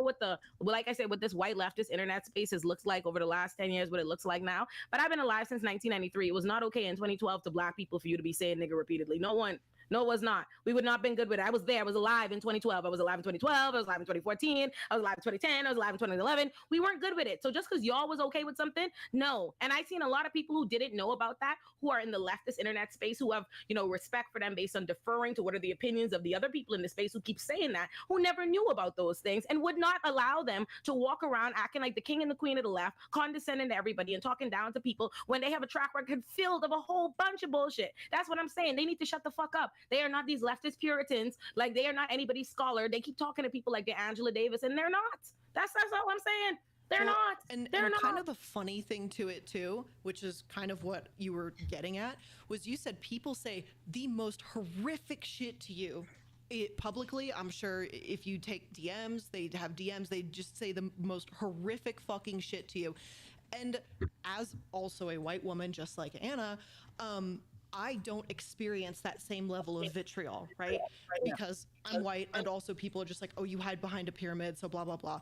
But the reality is, if this situation of her being called a birthing person actually did occur, what she felt was a tiny fucking sliver of what you deal with multiple fucking times a day, every fucking day, and she turned it into this big fucking stink and shat all over the space. And for what? I said, right? Like I said, no one has been talked about more. She said to thousands of people my way, no one has been being talked about more or attacked than me. Way worse than any damn birthing person, okay? I'll tell you that. I get talked about worse than a birthing person in the comments on my own damn show, live every single Thursday. And y'all don't see no video from me. She literally made me the topic of discussion, all kind of shit said in my way all motherfucking week. And where my video? Y'all don't see me talking about I'm not working with the left. And let me be honest, and I'll be fair, like in a different world where I didn't believe this was intentionally engineered, I would be sensitive if I thought they were truly just spiraling because their feelings are hurt, or because after a while they're getting attacked online. That's a lot to deal with, right? Like, because I could understand that if it was, but I believe that this isn't a thing that they intentionally engineered for attention. That's what I truly believe. I know that. I see the recipe. I told Lance the night they did. I said, Lance, bet money they talk about it on the show. Are they gonna do like a casual aside, pretend like it's an aside, like they do? And show enough, baby. I knew they was gonna do it. So listen. No, that's why I'm talking about. Exactly that point. Yeah, I mean, seriously, like we haven't even reached episode 20 yet, and if you like take all of the comments, out of all of us, who gets the most shit? Who gets the most shit? It's Ole. It's Ole. Every fucking time. Like, no, yes.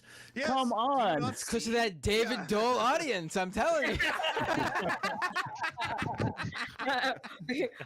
If they're still here by episode 20, they can't hail it that much. I mean, bro, Sean, there's a guy, Sean, in the comments who's been all night bitching. I'm like, oh my God, Sean, find a life. And I see Vince in the comments and Jay Sproul. To you two specifically, suck my dick, okay? You keep talking shit about me, okay? I love y'all. You know what's wild? This has made me so much closer to every single person here. I've just been like, that is true. I'm all in. I love y'all. You are all fantastic. Oh, I love you too.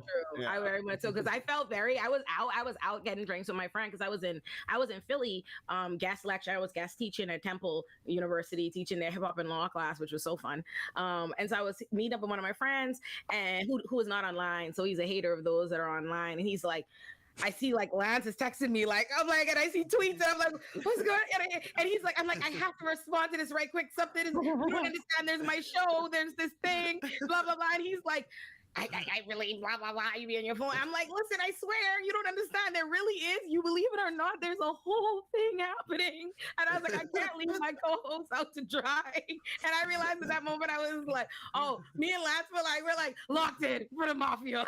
Yeah. They chose war. They chose war. We're going to fucking battle. Here we go. You know? Let the memes commence. Unleash the memes. The minute David said anything, David had any position, I was like, oh, they done fucked up now. I'm like, if David has to be on the team with us, they done fucked up. No, that's like, true. Right. No, that's true. Yeah. I'm admittedly a big defender for good reason. Like they had a big impact on me. So if this is why they should fucking listen. Like people like Emma and me are saying shit. There's a problem. Hassan, shit, that's his nephew. Yes, you guys are We're not the drama guy. You guys are finally experiencing how I felt when Hulk Hogan ended up being a huge racist. Let me tell you. No, that's the other day when y'all said Vaughn wasn't a good white guy. When I found out another round of Orange Man bad. Oh, that was so crazy. Who is who? Vince Vaughn. Oh, Vince Vaughn. Yeah, that hurt. Oh, yeah. Yeah, my mom. I was gonna say, Ric Flair's always been my guy. So Ric Flair's good people, still good people, I think. So, there's a lot of in terms of wrestlers. Ric Flair? No. He sexually assaulted a flight attendant on an airplane. All right, I'm logging off now. So that's crazy. Jesus. Damn. There's no perfect wrestler, I guess. I don't know. Yeah. Mike, really quick, can you just do that voice you did again when you were talking about fighting for rights? You did a little voice earlier. Can you just do that voice again? Can I have one civil right, please? That one. I gotta ask you, what civil right is Jordan Peterson fighting for? The right to be attached to a semen machine. Because that sounds like a Jordan Peterson impression. You know what I think it is? So I felt like I developed that voice on my own. I'm pretty sure that I heard Kyle Kalinske make that voice, and I just copied him, and I thought it was my own. I think that's a Kyle Kalinske voice. I'm pretty sure. So I've got to pay deference to the king who came up with that because it's a good voice. So we can get to questions. You guys want to say questions? Video. Yeah. I do have a video. Oh. This I saw this today because we all know. All right. To set this up, in case you forgot or in case you didn't see David Dole's about to drop the mic on Anna Kasparian with a new video, I'm assuming. No, I'm joking. No. Tinder wants fury, choosing chaos. No, David is going to play the new trailer for Tears of the Kingdom. You guys are screwing on my intro here. I'm sorry, David. You all missed this week, or in case you missed this week, Bud Light went woke. So True. In response to that, there is a new beer in town, and I think we all need to check out their commercial. this is amazing. So good. Great pivot. So ridiculous. David, you're on point. Well done. I'm on point, as I often am. This what the hell? Where is it? Oh, we look cooler now. It looks like there's so many more of us. I know. It's the same amount. Wow, optical illusions. You're just Oh, here we go. This is the problem. Here we go. So there's a new beer in town. Check out this amazingness. Oh no, not this shit. America's been drinking beer from a company that doesn't even know which restroom to use. Wasn't that the handicapped restroom? I created conservative. Pause it. What's this guy doing coming out of the bathroom with that's my can of first beer? question. I don't know what the hell is happening. What were you doing, buddy? He was tapping the foot under the stall. Yeah. Nothing I want more. In case than anyone, a cold brewski. In case anyone doesn't know what sparked this, this is so stupid. Dylan Mulvaney, who's like a trans activist, is a trans influencer, did one sponsored post with Bud Light, and apparently the right lost their mind and bought a bunch of Bud Light because we all know that hurts them, and destroyed the beer. Kid Rock shot up a bunch of beer. It's so Kid Rock? Oh, that fucking idiot. Oh my God. Oh yeah, it's so out of this world insane. And at the same time, people like Marjorie Taylor Greene bought like Coors Light in response. Meanwhile, Coors Light has like 2 decades of being pro LGBT. Clear. Like my thing is they get mad when we say you don't want trans people in existence, but they literally say that because what are you protesting if not the presence of a trans person is what you're protesting. right? That's what they're against. Like, they're not advocating. It's commercial for beer. They're trying to sell beer. They're not advocating for trans rights. I would know what Dylan Mulvaney was if it wasn't for the right. If it wasn't for the right-wing fucking griftosphere, I wouldn't know who Dylan Mulvaney was and how angry they are about her. And they are I don't know obsessed with her. Who is Dylan Mulvaney? Who is Dylan Mulvaney? So I'm trans and I don't even know who this person is. I didn't know who this person was. Yeah, that's her. Dylan Mulvaney. Oh, Yeah. okay. She was basically I'm trans and I don't even know who this person is. she was before she transitioned. She was on Book of Mormon on Broadway, I don't know. And then she transitioned and became like a TikTok star. Okay. Basically, she existed solely on TikTok because TikTok lives in like a bubble where like people who are absolutely huge with more followers than Elon Musk has on Twitter are unknown outside of TikTok somehow, but they're like huge on TikTok. Okay. And she's like one of those people. Well, what Dylan did was really cool too. She did a series on TikTok because I actually do follow Dylan on TikTok. I think her journey has been really cool to watch, and I feel terrible for the hate she's getting. Dylan went on TikTok and started this series of like a day XYZ as a woman, and every day she slowly showed people through the ins and outs of what it is like to transition and what she deals with on a daily basis, and talking about new things that she has to learn and sharing these moments of vulnerability and insecurity with her audience. And it was a really impactful piece. This is something that I believe like Blair White did like a year ago, and a couple other trans YouTubers and stuff, where they showed their journeys and they talked very candidly with their audience. And this is what Dylan is doing for a new generation. And this is what these people are attacking. Yeah. The funny thing, the worst part is they're not even attacking that. They're just attacking literally the existence of trans people, because they're not even going that far into it. They just see a trans person and it's like, oh no, we can't stand for that. We can't, God forbid you normalize people seeing trans people just being about doing things like everybody else. Like, no, we won't have that. And I said Blair White, but I think it was like Gigi Fabulous maybe is I think who did it instead, not Blair White. Either way, sorry about that. Misspoke. Yeah, I think that's right. But another ridiculous part about this is you pointed out she's like basically just a TikTok person. That paid Bud Light ad, it was just on her TikTok. It's not like it was on TV. These right-wingers are going out of their way to like go to her TikTok to download her videos to constantly post all this stuff. It's not even like it was a TV ad. It was just a TikTok like promoted video. Yeah. Oh wow. So then oh my god, I just what is this? They made her famous basically, and now now people that are just capitalists are smart enough to know, hey, there's a right-wing audience that is super stupid, that we could sell this overpriced beer to them and frame it as this right-wing beer, and that's what they're doing here. Conservative dads, ultra right, 100% woke-free beer. This is so. As conservatives, we're constantly getting hit in the face, left and right, by the woke mind virus. But the last place we want is so hard is in our beer.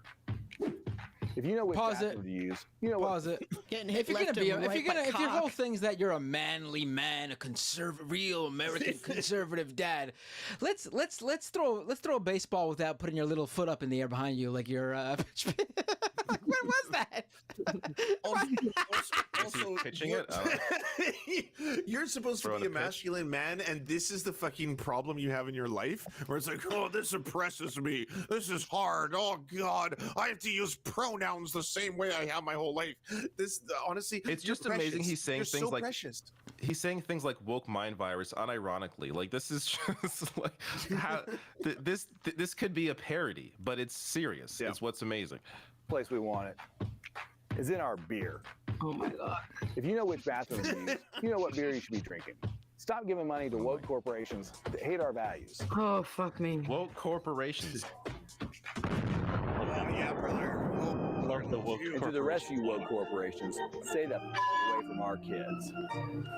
It's beer. Oh it should be away from your kids, jackass. It's beer. Yeah. What are you talking about? Stay away from your kids. It's beer. What the fuck? Bro, what? So another and I'm sure it's going to be incredibly expensive. Oh, I was actually just going to say that. So that's an amazing thing about this beer. You can buy six packs on their website for $35. Of course. What? Of course. $35. I'm not even joking. That is the minimum price. What is the minimum price? Chocolate. Remember they had that chocolate. Was it chocolate? That was Jeremy's chocolate. Yeah, that's Jeremy's chocolate.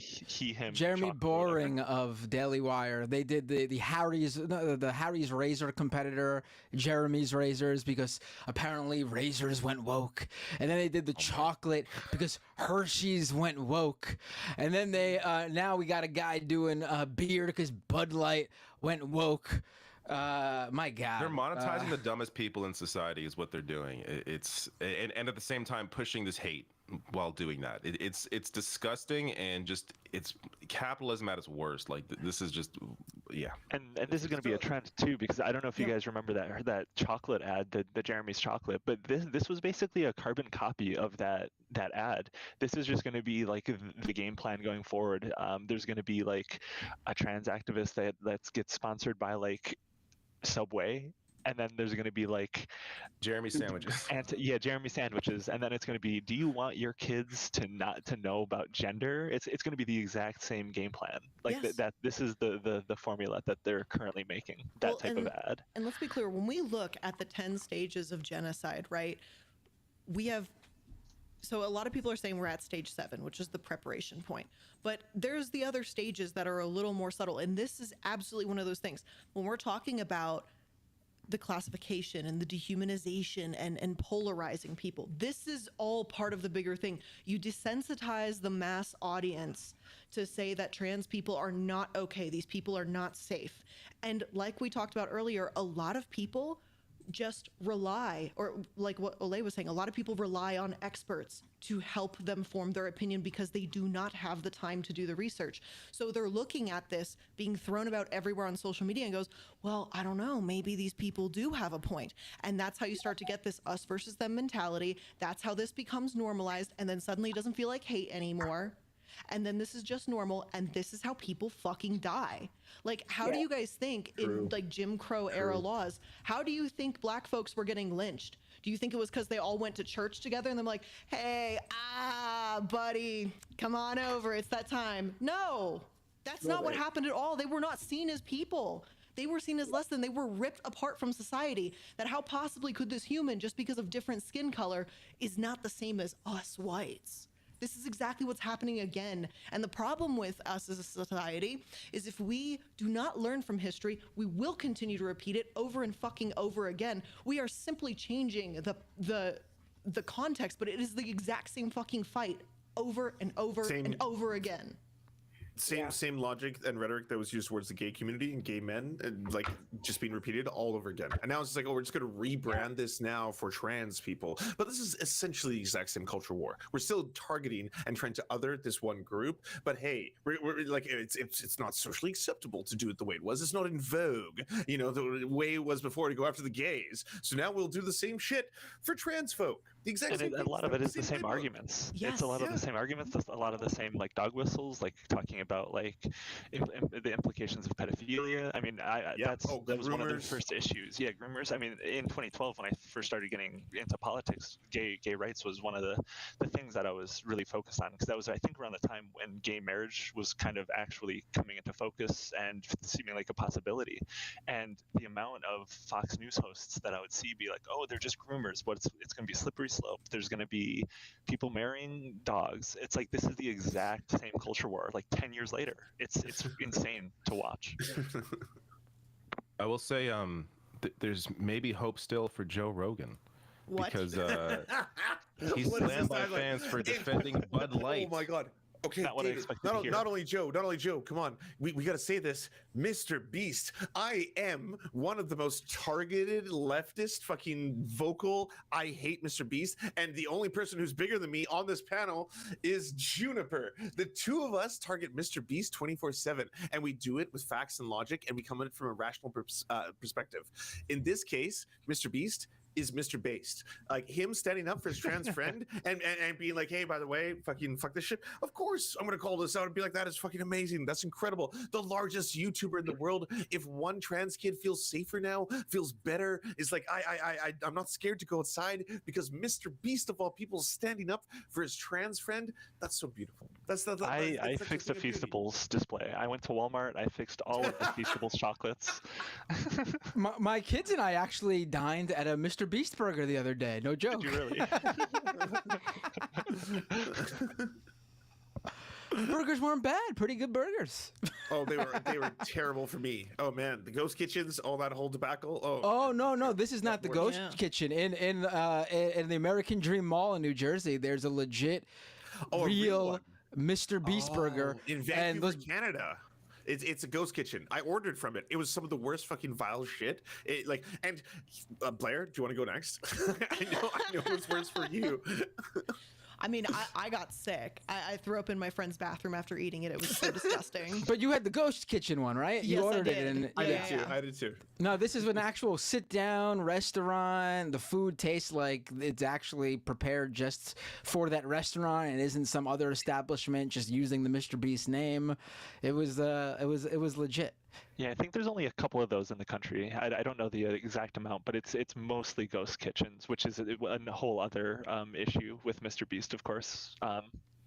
I'm not well versed in that enough to be able to get into that myself, though. There's a really good video by Eddie Burback, I think his name is, on YouTube, about ghost kitchens, though. If anyone's interested in learning about that, I bought into the lie. I ordered from ghost kitchens all the time, and I would be like, oh whoa, there's like 3 or 4 like new spicy Korean chicken, like fried chicken places in my area. Awesome. I didn't know they were all the same restaurant. I didn't know they were all the same place, and this is destroying mom and pop operations. And this very I hate the mysticism of trying to tell people I'm doing this because I care. I did this because COVID happened, and I did this because of this. You know, this is the reason why I tried to help restaurants, mom and pop. But holy fuck, 2 things can be simultaneously true. That sucks, and it's also awesome that Mr. Beast is supporting his trans fan. This conversation just inspired me. We got to get on this right-wing grift and open up a series of ghost kitchens across the country with names like the Anti-Woke Wok or the Conservative Dad Burgers, and it'll just be a front some local burger place. We just team up with restaurants across the country with fake conservative names. Steven Crowder's macaroni and cheese and stuff like that. We'll be set.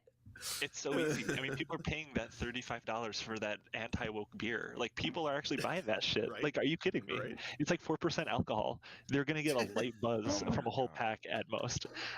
Come on, people. I just think it's funny that they like to say go woke, go broke or whatever, yet they're so willing to shell out their precious little stretch thin pennies on $35 shit beer. I just find that hilarious. I'm like, who's really suffering here? What makes me so happy is the way that they all were trying to portray the Super Mario Bros. Movie as woke because Peach was a girl boss, but then the movie did really well at the box office, and then they're like, oh no, it's anti-woke. That's why it's doing so successful. Aha. Wait, what? Was this a thing? Some of the reasons they said is because they cast white guys as Italians. That was the reason it was anti-woke, apparently. It was a win for the white people, is how Charlie Kirk, I think, framed it. Oh That's my so God. funny. That's so funny. Yeah. No, so they were super angry that it was a girl boss movie for a long time. And then that was the entire narrative. They kept pushing that. And then once it came out, it was well, yes, Princess Peach can be the hero. If you didn't know this, in the second American Super Mario game, Princess Peach is a playable character. And I'm going to confess, I couldn't beat the game unless I was Princess Peach. I only beat Super Mario 2 on the NES, right? the American version, because she floats. She's easy mode. That's in the only way I can beat it. Yes, she's easy mode. And that's how I beat it for the first time as a kid. Yes. In that same game. I confess. In that same game, we are introduced to Birdo, which is a trans character. That is canon. That is canon. So confirmed. Yeah. 100%. So for those who aren't aware, it is indeed a very much a woke franchise, and Nintendo itself, in Japan, they don't have same-sex marriage. Nintendo came out and endorsed same-sex marriage. So, I mean, if you're seeing Super Mario Brothers, you're contributing to the woke mind virus, conservatives. So I'm really sorry about that. They just obviously didn't see the movie either, that they're claiming it was a big anti-woke victory, because aside from Peach being this extremely strong character, who in my opinion actually stole the movie. Every time she was on screen, she was the best character. Girl boss is woke.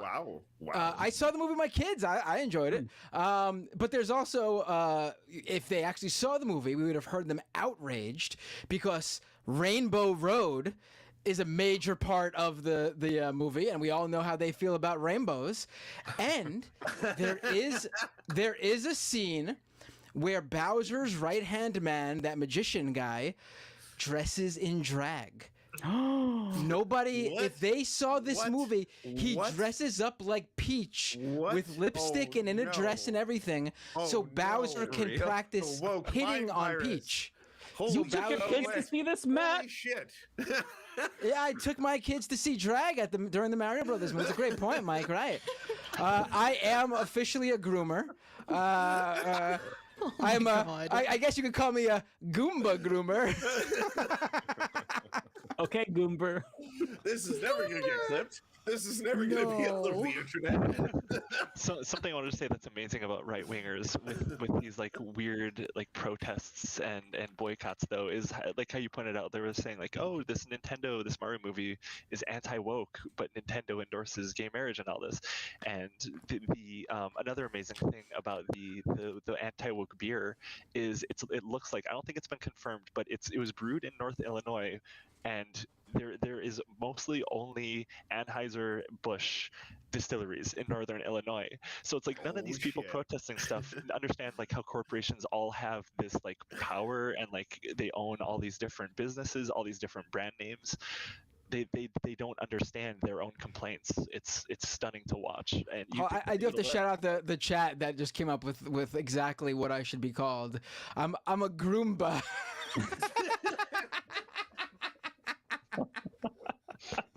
I can't wait for the article about this, calling you a groomer, a Daily Wire article. I'm a groom.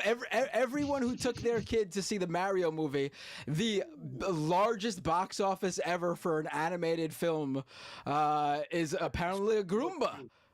Yeah. Yeah. They should run with this. This will go great for conservatives in elections, calling everyone who took their kids to see Mario a Groomba. I don't know. I mean, look, Berto got that, you know, I'm a big fan. I don't care if someone's wearing a dress. Hell yeah, everyone should wear a dress. If you ever worn a dress, that shit's comfortable. Listen, here's what we need to do, folks. Okay, we need to astroturf anti-woke outrage specifically about this movie, create this fake account, and screenshot that drag character, and then we'll all blow it up like, oh, conservatives are outraged about this, and then we can somehow get it into the narrative, raise the salience of it, and then that'll be in their agenda. It'll be in the rotation. Jason Campbell will share Charlie Kirk's take on it, and then Ben Shapiro's. We can actually do this if we all work together, folks. Let's do it. I'm down. I'm the one who can do this, honestly. I'll make an article. I'll make a fake article. We'll get this going. Like I'm 100% serious. I'm serious about this. I'll do it. I'm down.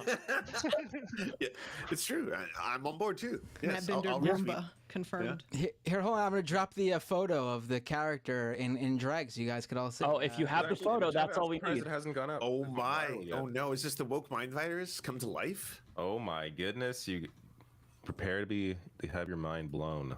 Oh no, David! What's about to happen? And here's my goodness. Here's another one. There's a side angle. My word. Wow. I think you're right. That like Charlie Kirk and all these people didn't see this movie because they would absolutely complain about this if they saw this movie. This is something they would complain about. Listen, that's so cute. That's so cute. She's looking good. This is. Oh, by the way, this is very cute. I'll agree. We ordered the bear. Me and my best friend ordered the RuPaul. You did? Bear. Hell yeah, we did. That cheese flies out. And That's the minute cute. we were literally the night before I saw your video about Ben Shapiro being me had already sent me the bear, and we were over here dying off the wig of the bear and the bear little shape and the shoes. And so we were already buying it. We had picked out a whole little fit. And then when we saw that Ben Shapiro was mad about it, we were like, 2 bears. We gotta go. There you go. Protest bear. Yeah. Get a protest bear. Listen, I do just want to close out this Mario segment. For the record, as a gay man, I think I could speak as somewhat of an authority on this issue. But if I were to see that as a kid, it would probably turn me gay faster. So if you took your kids to see the Mario movie and they were exposed to that drag, they're going to be gay or trans. So... Or more gay. The gay agenda is well and alive. I mean, if they were going to be a 4 on the Kinsey scale, now they're a 6. And you did that. You did that. Nintendo grooming the youth. these Groombas who took their kids to see the Mario movie. I mean, all you got to do is you really just had to have played Legend of Zelda once. Breath of the Wild. Just play as Link just once. Come on. I mean, in Breath of the Wild, Link literally has to dress in drag to get into a specific town where only women are allowed, and you have to do that to progress. I mean, if you ask me, Link doesn't even have to dress in drag. Link is regularly Link is dressed. A twink. Link looks pretty good, I gotta say. Yeah. Yeah, agreed. Yeah, on that note, I do want to open this segment by talking about on May 12th. That is the day when Breath of the Wild 2, Tears of the Kingdom comes out. David is queuing up the segment. We're going to do a game. No, I'm just kidding. No, sorry. I wouldn't do that too. I'm so stoked. I'm so sorry. I had to. I am definitely, I'm going to be all in on that for sure. I'm taking the week off. No, I'm just kidding, but I want to. If you haven't seen it, can I introduce all of you to the raw data and facts about right-wingers and trans porn? Because I don't know if you've seen the data. I just put it in the chat, David. Please. It's I see it now. nuts when you see the fucking numbers on this shit. The very people who try to pass the worst laws against LGBTQ folk, doesn't matter who they are obsessed with them sexually. And now we have the numbers. Now we have the raw data. Like, content warning, there are slurs because people search for slurs as they masturbate to marginalized communities. But yeah, they're obsessed. Like, Republicans overwhelmingly, according to the data, are obsessed with trans people and trans porn. Their accusations are confessions. We have proof. Yes, 100%. When you see the data, like, this is the facts over the horny feelings. This is the raw numbers, the red states. The number one state is fucking Texas for looking this shit up.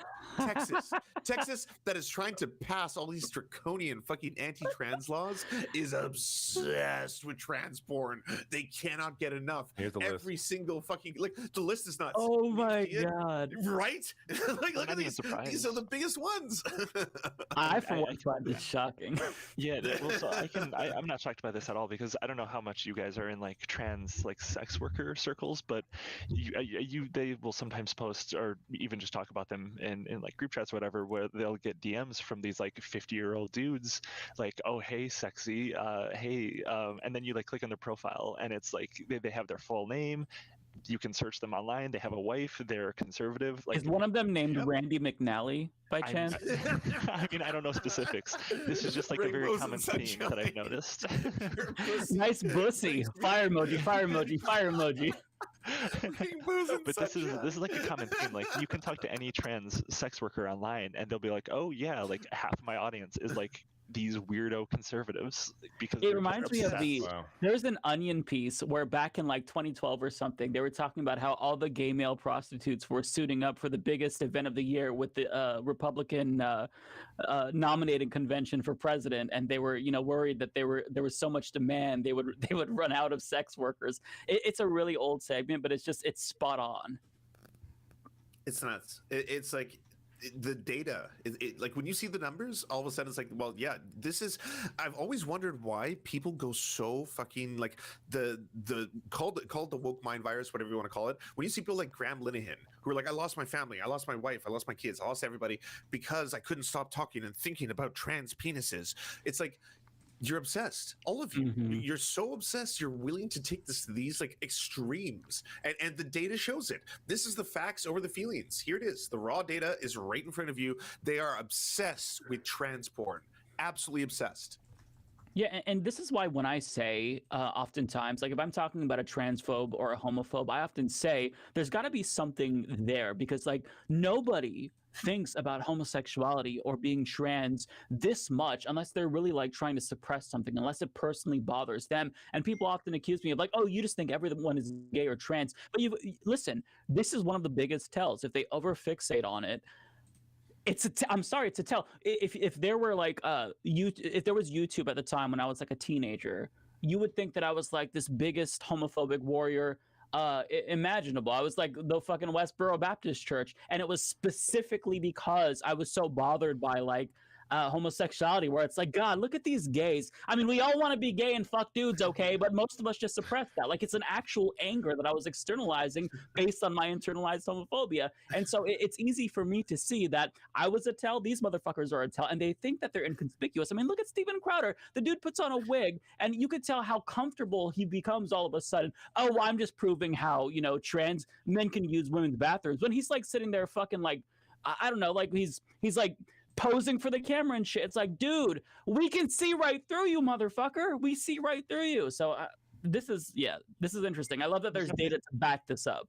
Yeah, because there is definitely something there, because people like Matt Walsh and all these people, they post about trans people more than I do. Like, yes! I do post a lot about trans stuff, but only, like, I really don't do that much. Like, in all reality, like Matt Walsh, like Ali London, the guy that tried to become Korean. I don't know if you guys are familiar with that dude. Oh, Ali London, yeah. Transracial dude. Twitter, racist. Yeah, how racist do you have to be that you will spend hundreds of thousands of dollars to be racist? To fucking do your race? Like, that's a commitment. That, like, you are. He called that racist. Transitioning too. Like, he was like, I transitioned. It's like, no, you you did not. That dude is something else. Yeah, that dude is just a fruitcake. That dude is fucking weird as shit. But yeah.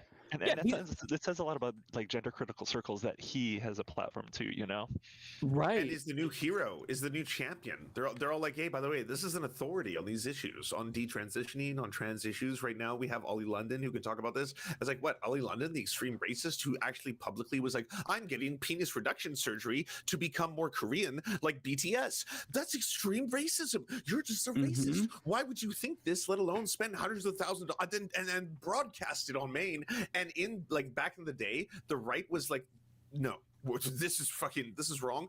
Now it's a hero.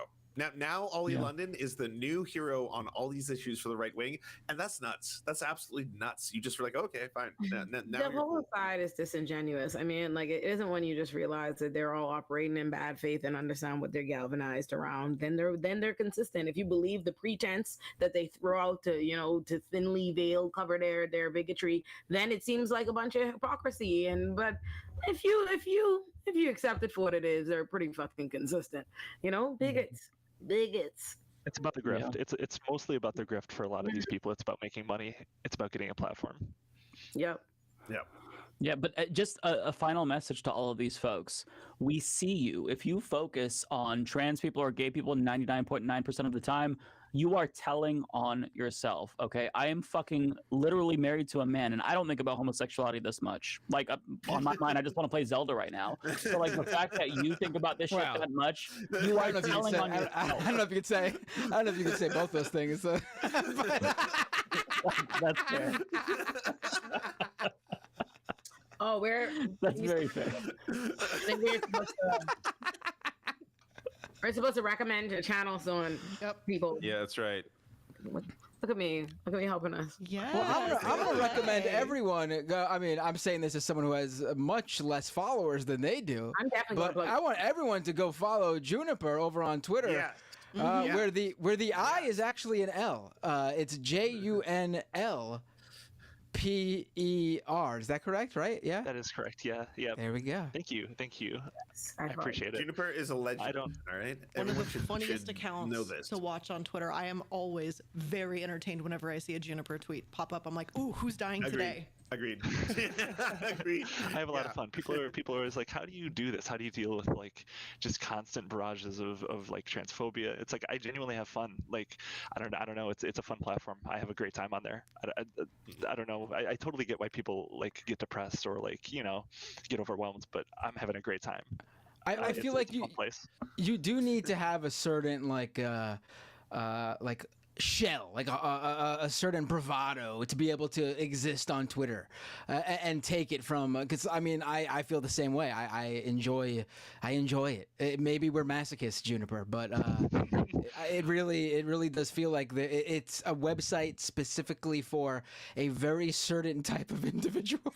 I think it requires all the truth is, like, I've been desensitized. I think it's for a while. I think the internet in general, whether it be Twitter or any application and any app that you're on, if you're on in a big way where people really fuck with you, they all get overwhelming eventually to some degree. I feel like you always have to, like, take a step back and recoup, because it can be a lot. I think anybody, just no person is truly cut out to deal with it all the time. Because there have been times when I'm like, oh yeah, like in the first year or two, it's like, yeah, I don't see you. And my mentor would be like, I can't be on Twitter. But like, I'm like, oh, I can't. Oh, whatever. Then there are times I'm like, I fucking hate it here. I hate this motherfucking app. I hate it. I have had those moments. I have had those moments where it gets very overwhelming. But I mean, overall, it's just been it's fun. It's been a really fun time. I love that. I love because you're always winning, because you're always destroying other people. Holy shit. When I see the ratios, I'm like, oh my God, may I never be in your crosshairs. May I never stand in opposition to Juniper. And I'll be honest, like to me, that kind of like the ease that I have of like ratioing Matt Walsh, who has like 2 times or like 20 times my platform, it's like, oh, these people are really not that culturally tuned in. Like, it feels a lot worse. Something I've tried to get across is, yes, this trans hate is really bad. It's like, especially in legislation, but it's a very loud minority of people. There's really not that many of them. It's mostly concentrated online. In real life, people are not as vicious as some of these I like to just call them freaks. I mean, they are. This is where they can express their true opinions, and there's not that many of them. Yeah. It really isn't. Twitter discourse is run by a small amount of people. Absolutely. That's just statistically the reality. It becomes loud, but it's not that many people like controlling the main messaging and talking points that everyone's rallied around in reality. But yes, follow Juniper. Go do that. I have fun. I'm a little silly with it. Yes, I'm gonna plug myself today, like I did last week and the week before that. I'm gonna do it. Also, and thank you to everybody in the comments saying I'm pretty, and I appreciate it. I like when y'all like my face without my makeup. Thank you, appreciate it. But subscribe to Illuminati on YouTube. I am putting out my new episode tomorrow. It's gonna be on Clarence Thomas. It is so good, y'all. The intro, I'm really getting my jokes off. I'm really eating Clarence up. So yeah. Wait, Ole, you're not wearing makeup? No. Oh, see, boys, that's how you do it. That's how you do it. And I was going for it too, like, ooh, Bender. But yeah, subscribe to my YouTube, Illuminati. Oh, look at y'all gassing me in the comments that wearing makeup. No, I'm not. I haven't for like the last few episodes. I got lazy. Thank you. That's wild, because both chats were so thirsty. I was like, chats, calm down. Thank you. Let me find. Honestly, the reason why today I went to the bodega, and the bodega got some guy in the bodega paid for my food, and then I went to Dunkin' Donuts, and some guy in the Dunkin' Donuts paid for my thing, and then I went to the smoke shop and he paid for my thing. I was like, I must be cute today. Jesus must have sent me out real cute off the natural. We're gonna leave it like this. I'm not gonna mess. I'm not gonna fuck with the formula. So thank you. Subscribe to Illuminati on YouTube. Watch my episode tomorrow. It is going to be great. You should watch my last episodes. They're all great too. It's a good time. Yeah. Can I plug my podcast as well? Yes. So about 4 months ago, me and a couple of friends started a podcast called Western Kabuki. We just kind of talk about stuff online. Our new episode that's coming out tomorrow, we're going to be talking about basically like the worst tweets of the year so far. A lot of really funny ones. Another good episode that we've done is we've talked about Sneeko. I don't know if you guys are familiar with Sneeko, but that dude, that was a really fun episode that we did. So check that out. Maybe if you enjoy me, I would appreciate that. Okay. There it is. Nice. That's us. Absolutely. Awesome. Also, can I also say, just like live, I love the fact that you convinced the right that the fucking Mars bar veins were fucking penis veins. That's unreal. How did they fall for that? That was you. That's hilarious. Yeah. So oh my god. I love it. Oh, chef's kiss. Honestly, I'm like, how do you even conceive that? And let alone pull it off? For all these right wingers, like, they removed the veins because it went woke. The penis veins are gone on the Mars bar. Like, oh my god, they're actually doing this. They're upset. Wait, I didn't remember. They actually got upset that they removed the penis veins. So there were some people. There were some people that got really mad about it. Yeah. Okay, wait, hold on. Let's break this.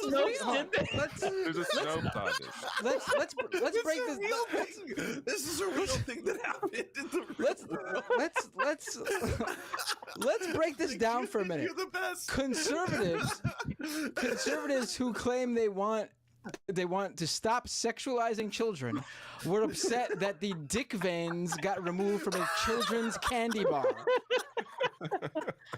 I'm trying to wrap my brain around that, but you can't really. Tier. Oh my This is God. God tier. This is why I say, like, we gotta pay homage. We Wait, gotta respect Juniper, can you break this is down too because we can't scary. just gloss over this? It's too powerful. So I'll be honest, I don't remember like why I did this. Oh, you know what? So I had COVID, and I was just like laying in bed because I felt horrible. I had COVID, and I was like, I'm just gonna make it. So I would say like a year ago, one of my like bits that I would do is I would like try to convince right wingers of like fake news. So that was like with Goblin Mode. That wasn't necessarily a political one, but for a while that was like my whole bit was trying to make fake news that was kind of fun that people might fall for.